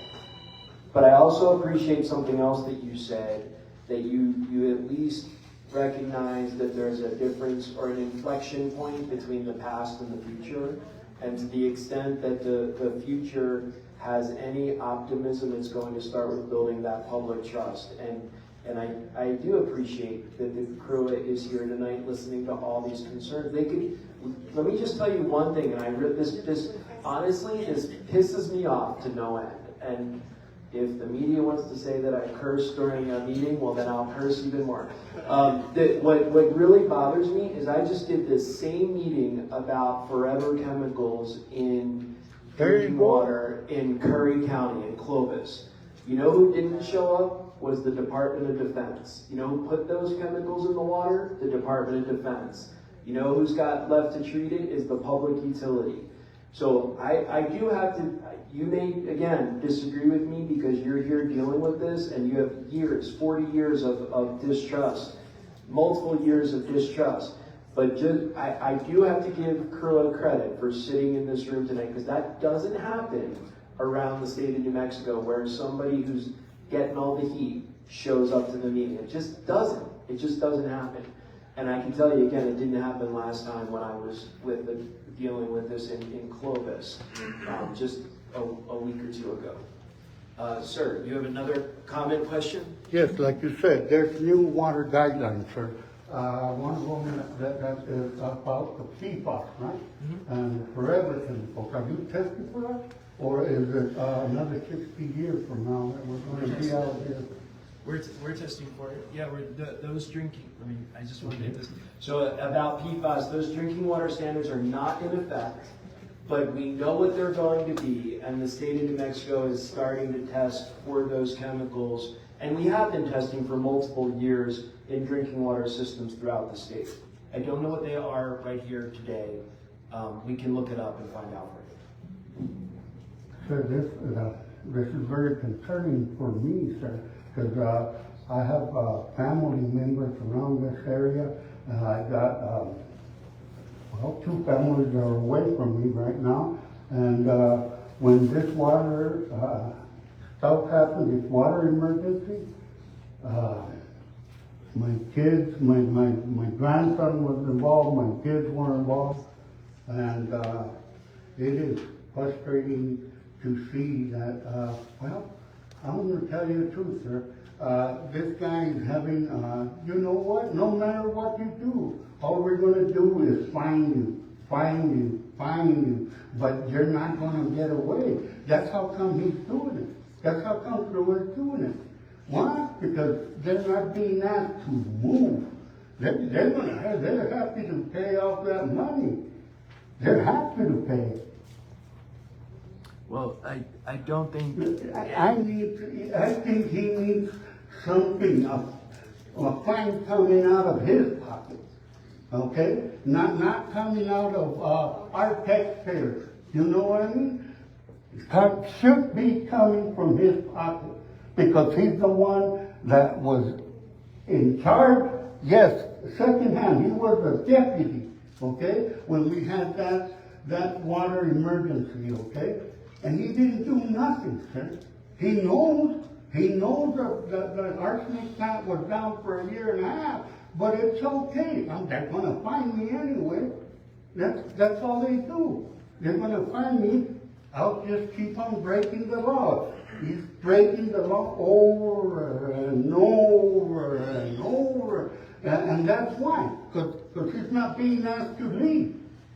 Okay? And it's time for CRRUA to understand that this community is fed up with that water. Okay?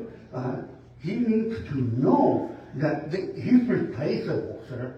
These UAs are replaceable, sir. I am sure that you've got emergency funds right now at the state to handle something like this. If you can't get it from the state, then ask the U.S. government.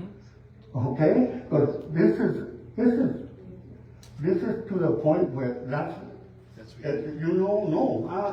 I'm up to here, sir. I'm up to here. This gentleman is killing us, okay? You understand kill, sir? He's killing us. That's murder, sir. And I know for a fact, sir, that for a long, long time, you all ain't gonna fix this. Okay, you're already saying that. You know what? It's gonna take time, it's gonna take time, it's gonna take several thousand of you to die for us to take action. I know there's emergency funds. Okay? Every state has them, the USA has them, and we need CRRUA gone. This is too much. They keep falling, and all you guys are doing are, no, you're talking about human life. You're talking about life when you're talking about water, sir. Okay? And this gentleman's water is death. It's death, sir. I have, thank you. You have no words. I don't have any words. I mean, how could I have words? It's gonna take several thousand of us to die for us to have action from you all. I disagree, and we are going to continue to take action. When you're telling me that you need time, guess how many of us are gonna die in that time? Okay? You know how many times I've been heard? I heard that they were going to fix the water, that they were going to get the dump out of it. It's been a very long time. It's been a very long time, sir. And death is not the answer. I agree. I fully agree with you. Good afternoon. My name is Daisy Maldonado. I'm the director of the Empowerment Congress, and I was definitely waiting for other folks to give their comments. I'm not a resident of Sunland Park or Santa Teresa. However, my organization first started serving Sunland Park back in 2018 at the community's request, and we've been here since, supporting the community with several different things, especially when COVID happened, and since then, actually advocating with the Department of Health to bring the vaccine to this community when that wasn't happening. But in the case of CRRUA, I will say that the communication, and in particular, again, these are things that I've heard, not that I've ever experienced personally, but that the communication and the customer service is very poor. We actually tried calling CRRUA before we got here several different times, and we kind of pressed a number for a directory, which we did, and then pressed this number to speak to that person, and nothing happened. We called back, and I said, don't call back, and see if we could at least talk to someone, but we had no success, rather. And commending them for being here, actually, we'll say also I do appreciate attendance from the CRRUA board. However, since the beginning of the year, they have been canceling meetings, and actually this has been done in the past. And I went back into my notes from 2020, where community members also did complain about meetings being canceled, and then 2 days later a special meeting is called, and so it's sort of a surprise. People want to show up and give public comment and hear about the reports, but they didn't have the opportunity to do that because of this sort of change that's happening. And so when is the next CRRUA board meeting? I do not know. I've asked several. I've asked both the executive director as well as the chair, and I, carbon copy all of them in emails, and I haven't received a response back as to when the next meeting is going to take place. And also, I did recommend that CRRUA hold its own town hall, which they didn't seem to think was a good idea. Which I thought, if you really want to encourage good faith and rebuild the trust with the community, I said that was actually the best approach to take, but that didn't happen. And so, the environmental department, right, you're saying that you can't take over the CRRUA itself, and so I want to know who should we ask to ensure that they're doing their job. We've asked CRRUA, we've actually asked the city of Sunland Park, as well as the county of Doña Ana. This is a joint powers agreement. Who has the authority? And again, there's no clear answer. Sort of pointing the fingers at each other. It's not us, it's them, it's them. It's not us. if you look at the actual agreement, it states that Joniata County has the authority. But again, Joniata County, from what I understand, and I have asked, and they said no, it isn't. So, who is it? We the people. Right? So we the people. Can you let her? So it's quasi-government, right? And so then who holds quasi-government accountable? So then that's the question to you all. And I want to just reiterate mitigated growth that's happening here in Santa Teresa, what's happening there, and who is obligated to tell folks that you're going to move in and who actually can't consume the water. And then the last thing I will say is about the health pieces. Late last year when we did ask the local NMED regulators about whether or not the water should be consumed, they said that's not our job. All we are regulators to ensure that a water provider is doing their job, but we can't tell you whether or not you should be consuming the water. So then whose job is it? Which I'm so thankful that you sir are here from the New Mexico Department of Health. And I will say, along with testing people's water in their homes, is there any way we can get medical providers, special facility, I don't know, something to actually have their people being tested? Can we test their bodies? And actually there is a professor at the New Mexico State University who was working on arsenic on private wells. And we actually tried to work also with the county to do sort of a water project. It didn't pan out, but I think she would be very happy to figure out how we can do that to test people's bodies, right? Their hair, their urine, to see have they been impacted by arsenic, and then so they should terminate them consuming the water. Or, you know, some other part of the plan, so not just testing the water in people's homes, but how can we test people? Thank you. I'll tackle that last one, pitch it to you. And what we can test for is whether someone is currently being, or in the very recent past, been affected by arsenic. We can't test for whether they've ever been affected by arsenic. If they've been affected for, exposed for 40 years and now it's out of their system in the last 90 days, we'll know about the last 90 days. We won't know about those 40 years. So I'm not sure that really answers the question that you're getting at. But what we can... Well, I think everyone should have the right to be tested either way. If they live here, and if the water being provided, they're saying does not have arsenic, then people should not have arsenic in their system. Well, right, and that's what we're committed to figuring out how to do, is to independently test the water and figure out if the water does or does not have arsenic in it, and deal with the actual problem. I think that's a more direct route for us to try to go to get at the problem than trying to kind of hunt down individual people, which won't tell them, I think, what they're really concerned about, which is if they've been consuming arsenic for a long period of time, what's the current circumstance? You had a lot of good questions. Can I ask you to scroll back through some of your questions?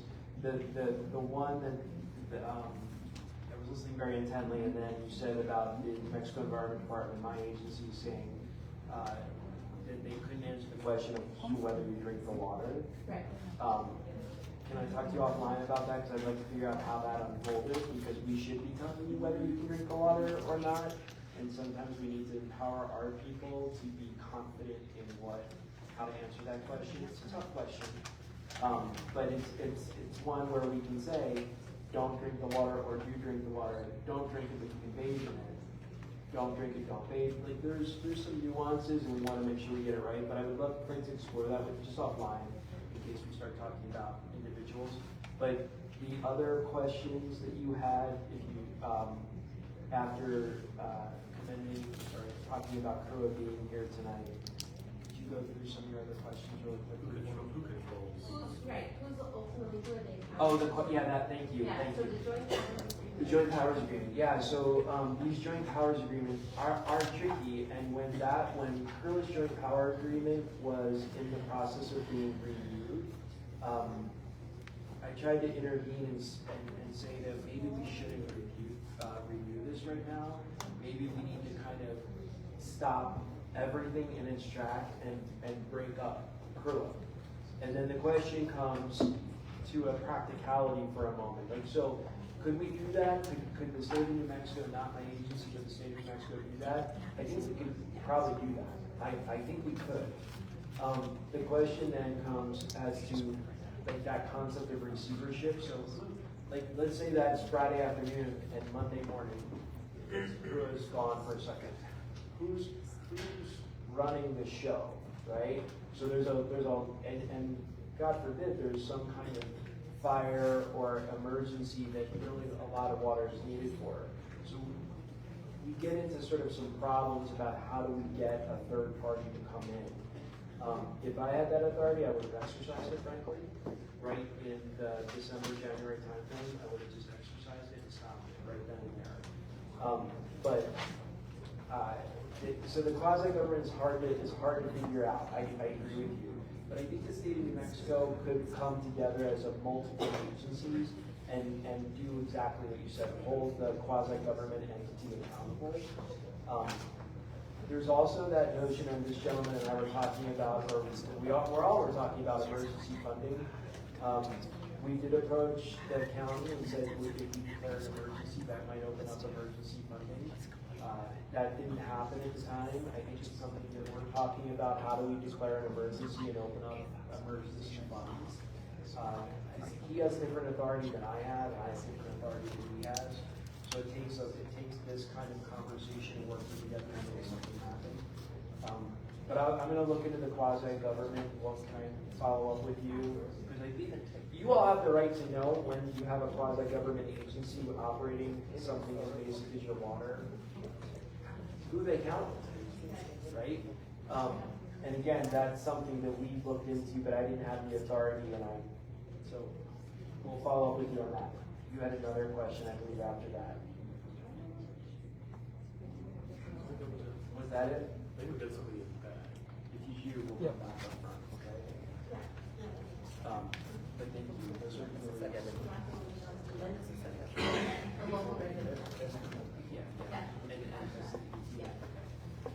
Good evening. Thank you for coming. I hope you can really help us with this big problem we have. What I'm going to say is probably not important to anybody, but it's very important to me. I've been living here for 60 years. Married for 54 years. Unfortunately, I had to leave my house. And now I live in a small trailer. My son lived there for a few months, and the CRRUA didn't shut out the water. So the bills came coming, and I didn't know until maybe this year, in the beginning of this year. So when I knew, I went to talk to Chanel, and now I moved to this small trailer, and I've been living there for 2 weeks. I only have electricity. I don't have water, I don't have gas. And I've been calling JC if he could help me. Because I have to pay $1,526.87. He hasn't answered my calls or my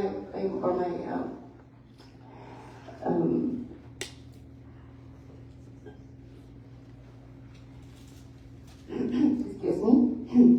Take your time. Take your time. Yeah, I left messages, but he has no answer. I know he can help because he has power.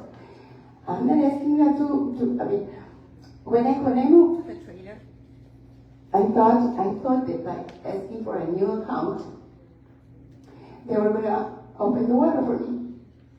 But there's no answer. But they told me you have to pay that $1,526.87. You have to. It doesn't matter if it's you or your son or somebody else. I have somebody else to pay it. My son can't pay it, and I can't pay it.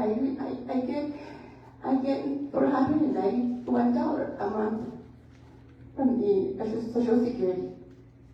So I have no way to pay $1,526.87. And I know he's hearing. And I want him, I know he can help me, I know. But that's the kind of person that is working in CRRUA. Other thing that I want to say is that in the 90s, I went to get a test on my hair. And it also came out that I had arsenic in my hair. So I've been taking showers since I moved here, since 1964. I've been here when there were many houses here. And one lady said that the water was salty and ugly. But now it's worse because we have arsenic and it's killing us. So please have conscience and help us. Do whatever you can to help us, please. That's all I have to say. Have a good night. Thank you. Thank you for sharing with us. If you have those test results from the 90s on your hair test, we might be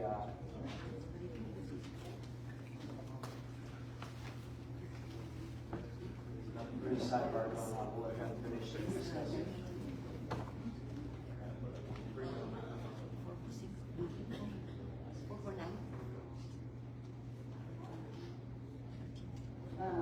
My name is Maria Lucero, and I wanted to say that when the water pipes broke, all the water was behind my house.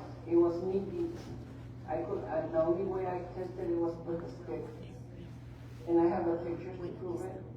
And I know you wouldn't love to live at my house, because you would smell, you know what, 24/7, especially at night. You eat, and it's like you're eating that. You know, 24/7. And then at 5 o'clock, it would come out like really, really stinky. And I don't know what CRRUA did. They were in a white truck. They were throwing white powder. I don't know what it was. And it didn't stink bad, but whatever it would hurt your throat and your lungs. And since then, it's always been hurting my throat. All of a sudden, I get really like a deep throat voice. And I don't know, and I told them, come with me to go see how deep it is. And they didn't want to go with me. And I had already had surgery. I have a picture that I had the surgery on that day. I have the pictures of everything. And they didn't want to go with me. And now I have this thing, I don't know what it is. I cannot cook without wearing gloves. I cannot wash dishes, I cannot wash clothes, because they burn. They burn like if I had from the water. It burns like if I was giving hot chili. I don't even give the water to my dogs, because they don't even deserve it. Okay, so I go and I buy water. You know how hard it is for an old lady to go pick up a 5-gallon tank of water, and I bring 5 of them home. Nobody helps me. So I'm the one that brings it. I'm the one that buys them. And then I take a shower, and they come out stinkier than when I take the shower, so then I have to wipe myself down with wipes. And who's helping me pay all that? It's not anybody here. I'm the one that's suffering the consequences. And it's getting worse. And they never did anything about that water. And that water, give it or not, it happens like 3 or 4 times a year that it escapes. And they always say, no, it's just a small break. And they go, well, why don't you cover it up? So I start getting the big toes and all that stuff. And, I mean, even City Hall, and many of the people that have gone to the City Hall, the senior centers, they know how it's stunk and how it stinks when they're there. You know, you can't eat because it grosses you out. Would you let us come by tomorrow if you're at home? It's already dry. It's already dry, but in the water, you said it's burning your hands. Even still, if we could think about it. Any kind of water that I get, even if I get it from here from the faucet over my hand. Oh, anywhere, not just your house. And I mean, here in Sunland Park, because I go to my son's house. I have to go take a shower at my son's house. Because even he got mad, he said, Mom, you're using too much hair. I already lost over 50-some pounds. And then not to be able to do nothing. I feel useless. Why don't you guys just go get a freaking gun and shoot us? You know, spare it. They're making us suffer. Just do something to help us. Don't just be saying, yeah, I will help you. Don't say it. Prove it. Prove it to us. Prove it you're human. Prove you have a heart. You know, we all deserve it. I've been here since I was 10 years old. We started the fire department, the police department. We started the city hall. People ask me, what do you do? And they go, in my bag. Because for me, it's shameful to say that I live here. Okay? If I tell them that I live here, you know what they call this place? They don't call it Sunland. They call it marijuana land. Okay? And if they don't call it marijuana land, you know what they call it. I prefer to say, live in my van. Thank you.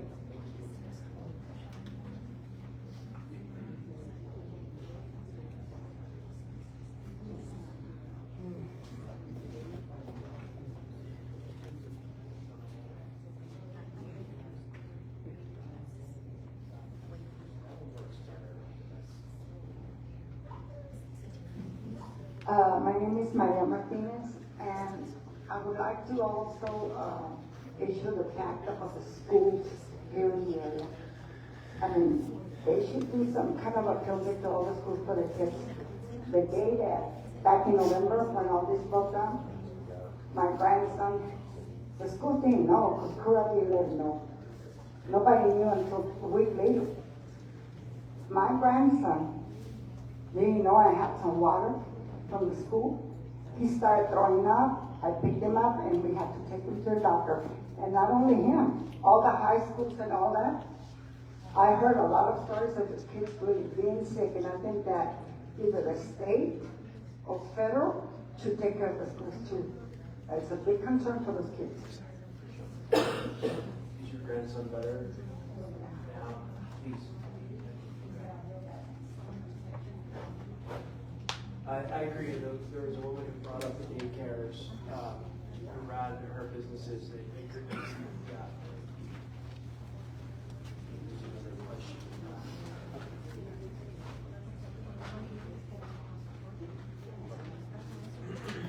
Hi, my name is Leo Lopez. I'm here just to say, I want to say thank you for everyone having the courage to share their story. It's really difficult to get in front of strangers and say what's going on in their private homes. It's not fair that they have to be vulnerable in front of strangers to say that, to get help or support. My question is, CRRUA is here. We do call them for assistance. We do call them to ask questions.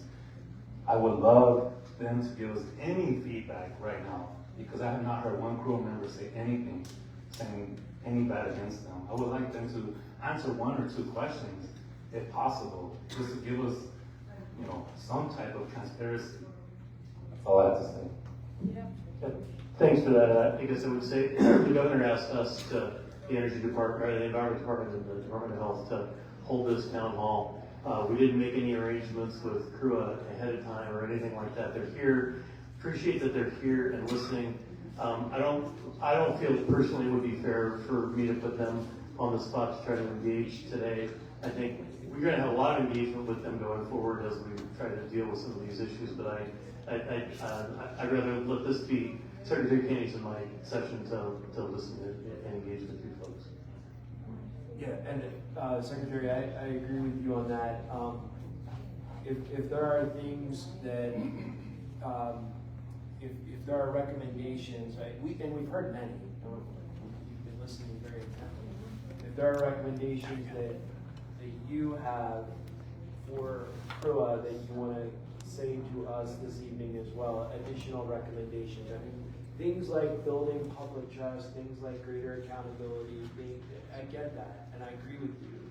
If you have any additional sort of, here's what building trust would look like to me, or here's what it would be meaningful for me to see CRRUA do in my community, like when they come out to repair a line, that they're not spreading white powder and not talking to you. I would like them to knock on my door and say, I'm making this up.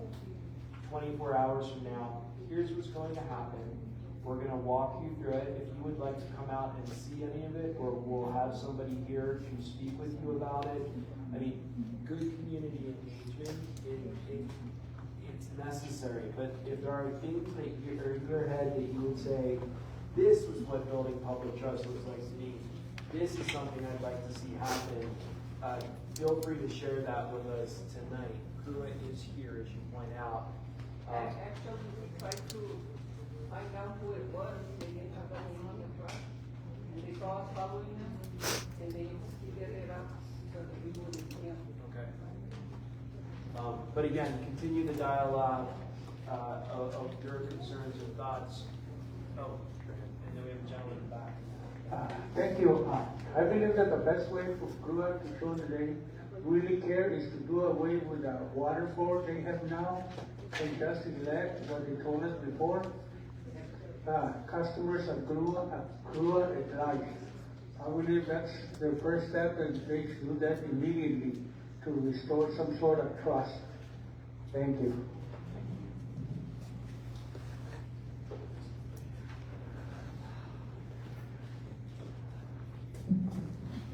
Real quick, everybody talks about the possibilities of getting ill. I've lost loved ones. 3 days from today. Okay. Can't sleep. Just thinking of how slow death can reach your loved ones. 5 years ago, 3 days from now, my wife passed. Related to the ladies that just woke up. Their death was, they don't know what it was. They said it was a cancer. They couldn't determine what type of cancer. 14 years, and I can recall. Okay? 9 of my friends, neighbors, that live right along the same area, passed with the same stuff. They say cancer, but they can't say what type of cancer. But for these ladies, it's sad to say how many more should we take of this mess. It's absurd. We cannot do this anymore. And yes, I've been double billed. If I don't pay my utility, if I'm going to pay on time, yes, my notice comes first before my bills. If you don't pay by such days, we're going to disconnect. Wait a minute. I have money over here. I paid this much. And then again, 2 weeks later, I'm paying again. Come on now. Let's deal with the program. What are they going to do to solve this problem? How many more casualties of these fine people, hard-working, loyal people, gotta die before anything is done? Just think about it. And no, nothing was washed out of the body. UMC could not see what was going on. Los Palmas could not determine anything. So I had to take her to look. Texas Tech. There's one that told me there's something wrong over there. So, let's get on it, buddy. Come on. This turned into another Aaron Brockovich story. I'm sorry, but how many more?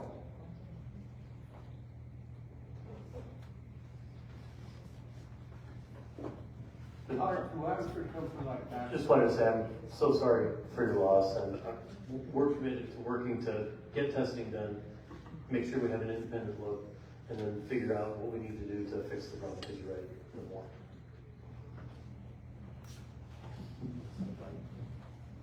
Please don't take your time to help us. Please do something. We need your help right now, not a few years from now when nobody of us are here. Please do something.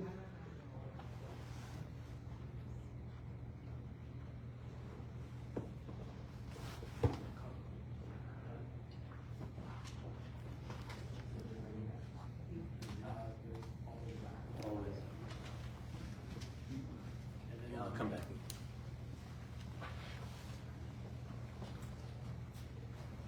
Thank you, sir, and thank you for being here. I'm a member of the community that also was knocking door to door to see who was affected. by the arsenic. I'm a resident of Santa Teresa, and we were informed a little too late, as I guess some of the communications were very vague. I believe that if there is another emergency, they should reflect what zip code is affected, rather than vaguely stating neighborhoods that some people might not recognize, because I wasn't sure whether I was affected, and even my landlord said, no, we get water from El Paso. It turned out, no, we were getting CRRUA water, and he's a very successful property manager with 90% of his building occupied. The last thing he's going to do is inform his residents that the water is contaminated. Secondly, the letter does come in a bulletin in our mailbox. However, it is in, I guess, a language that perhaps only a rocket scientist can decipher.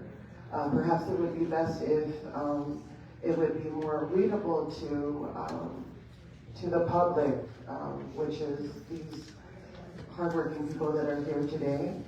I was working at the time at the Santa Teresa Industrial Complex, where it was noted that there was the highest levels of arsenic, so we had to shut down operations, which meant loss of income, and ultimately we lost our business contract with Union Pacific.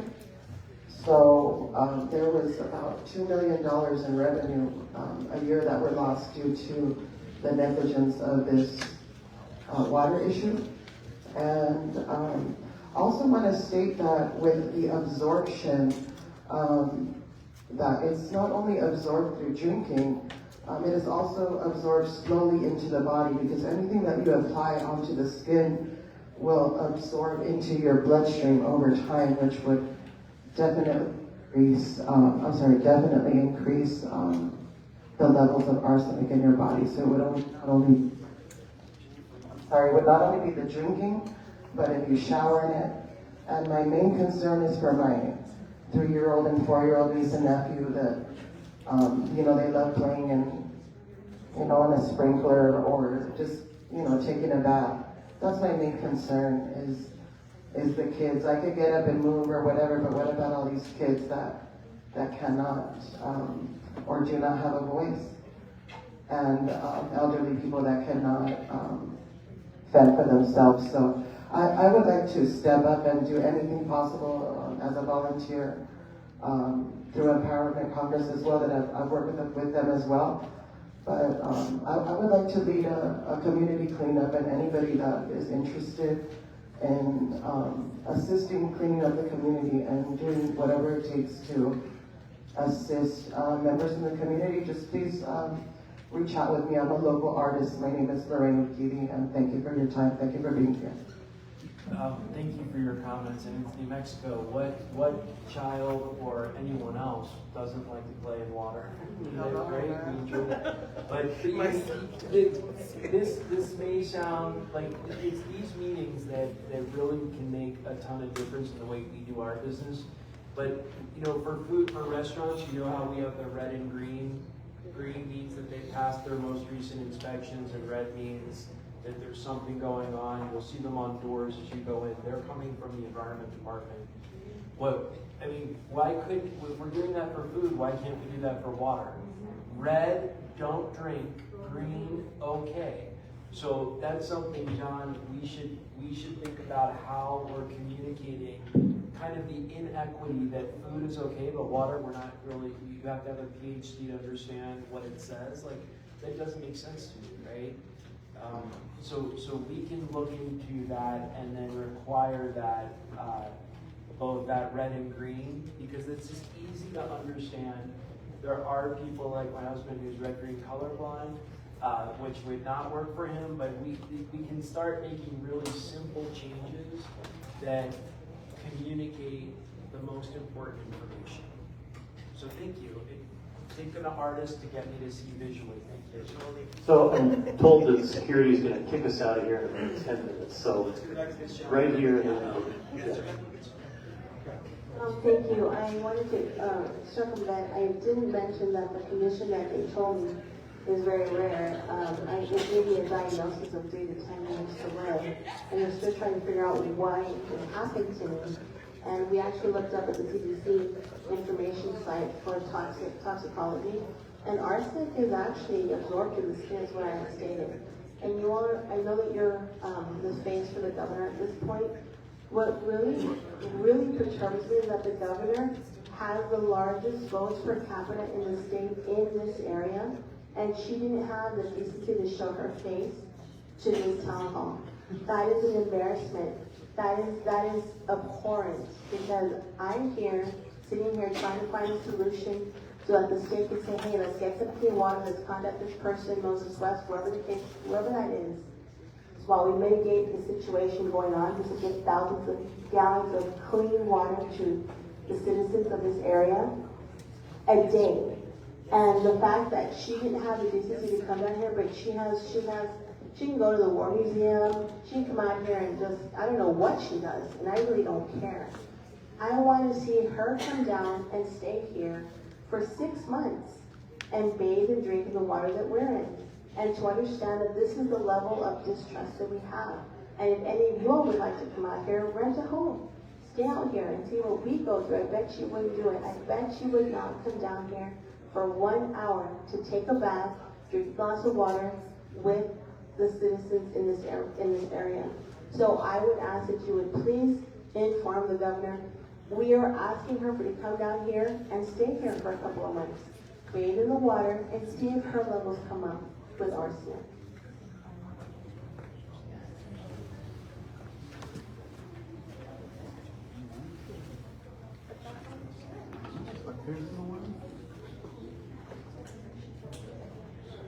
So I want to close up on my portion, something I forgot to mention earlier. Sorry, my apologies. As a community leader, back in December, when CRRUA had issues with water, this beautiful young gentleman, Raimundo Lara, our state rep, reached out to us on one of them.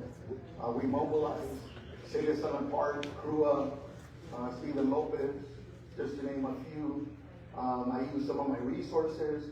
I was able to get 40 pallets of water donated, including from ours, from the Carrasco panel. So we mobilized, we got people water. One day we stayed out till about 11 o'clock, it started snowing. So again, thank you to the people that participated. That's how we work together, that's teamwork. And that's what we should be doing with the state agencies, they're here to assist us. Thank you. I can tell you about the water before you leave. You know how many bottles we got? 3 bottles for the whole day. That's what we've been given. And I can tell you, I went there to the sport complex, and we were in line. All this line, because it was a big line, 3 bottles, just 3, no more. I do understand that you did. There were a lot of pallets. There was a lot of water, but guess what I got? 3 bottles. I don't know if I was the only one that got the 3 bottles, or somebody else got more, or probably somebody got the pellet, but I can tell you, I can assure, and I should have taken a picture. 3 bottles. And that was from 5 o'clock to the next day, then I had to do it for me, my husband. So I guess it was a bottle. So just to clarify, ma'am, I was there, firefighters there, we were all there present. We were putting 2 to 3 cases of water in each car. It broke my heart the first night to see the kids, the little kids in the car, getting the water and going, water. So all I'm going to tell you is we gave it away, and there's people that can attest to that. That's what we did, and that's how we come together as a community. I also give out turkeys in all these communities. That's what I do. And I thank you for that, but I'm just giving you what I got. That's what I got. I don't know about other people. I didn't get it. So we're about to get chased out of the building, so I think maybe if we can wrap up a little bit. On behalf of the health department, I want to thank people for being here. I didn't get a chance to introduce Dr. Jose Acosta, who's the Director of the Public Health Division. You know, water is one of the very first public health things human beings did, thinking back to aqueducts in Rome 2,000 years ago, and before that. And so the fact that you're angry, it makes sense. I'm angry hearing what you're talking about. I'm committed to being able to do something about it, but I really appreciate your coming out and sharing your stories. The gentleman in the back earlier, that was exactly right. It's not right that you need to share those circumstances and be vulnerable in that way. And I'm committed to making sure that we figure out how we can address the circumstances. Secretary? Yeah, again, hearing too many stories from you all about loss, about sharing we all kind of hold that personal information and having to air it out in something like this and talk about illness and distrust and government not working for you. Our commitment, again, can say what you want to hear tonight. That's not what we want to do. We want to put into action the words that we spoke to you tonight. So hold us accountable for that, and we will continue to work with you, for you, and improve the situation here in Sunland Park. You have our word on that, and again, I want to thank you for your candid participation, your enthusiastic participation, and validate that the emotions you have, we fully understand. But we are here to work with you. So if you're around tomorrow, how do folks get in contact with you to go to their homes? Yeah, see this gentleman right here? Okay. We'll take your address. We would love to come by your house tomorrow. Your business, wherever. If it's an apartment building, we would like to come by.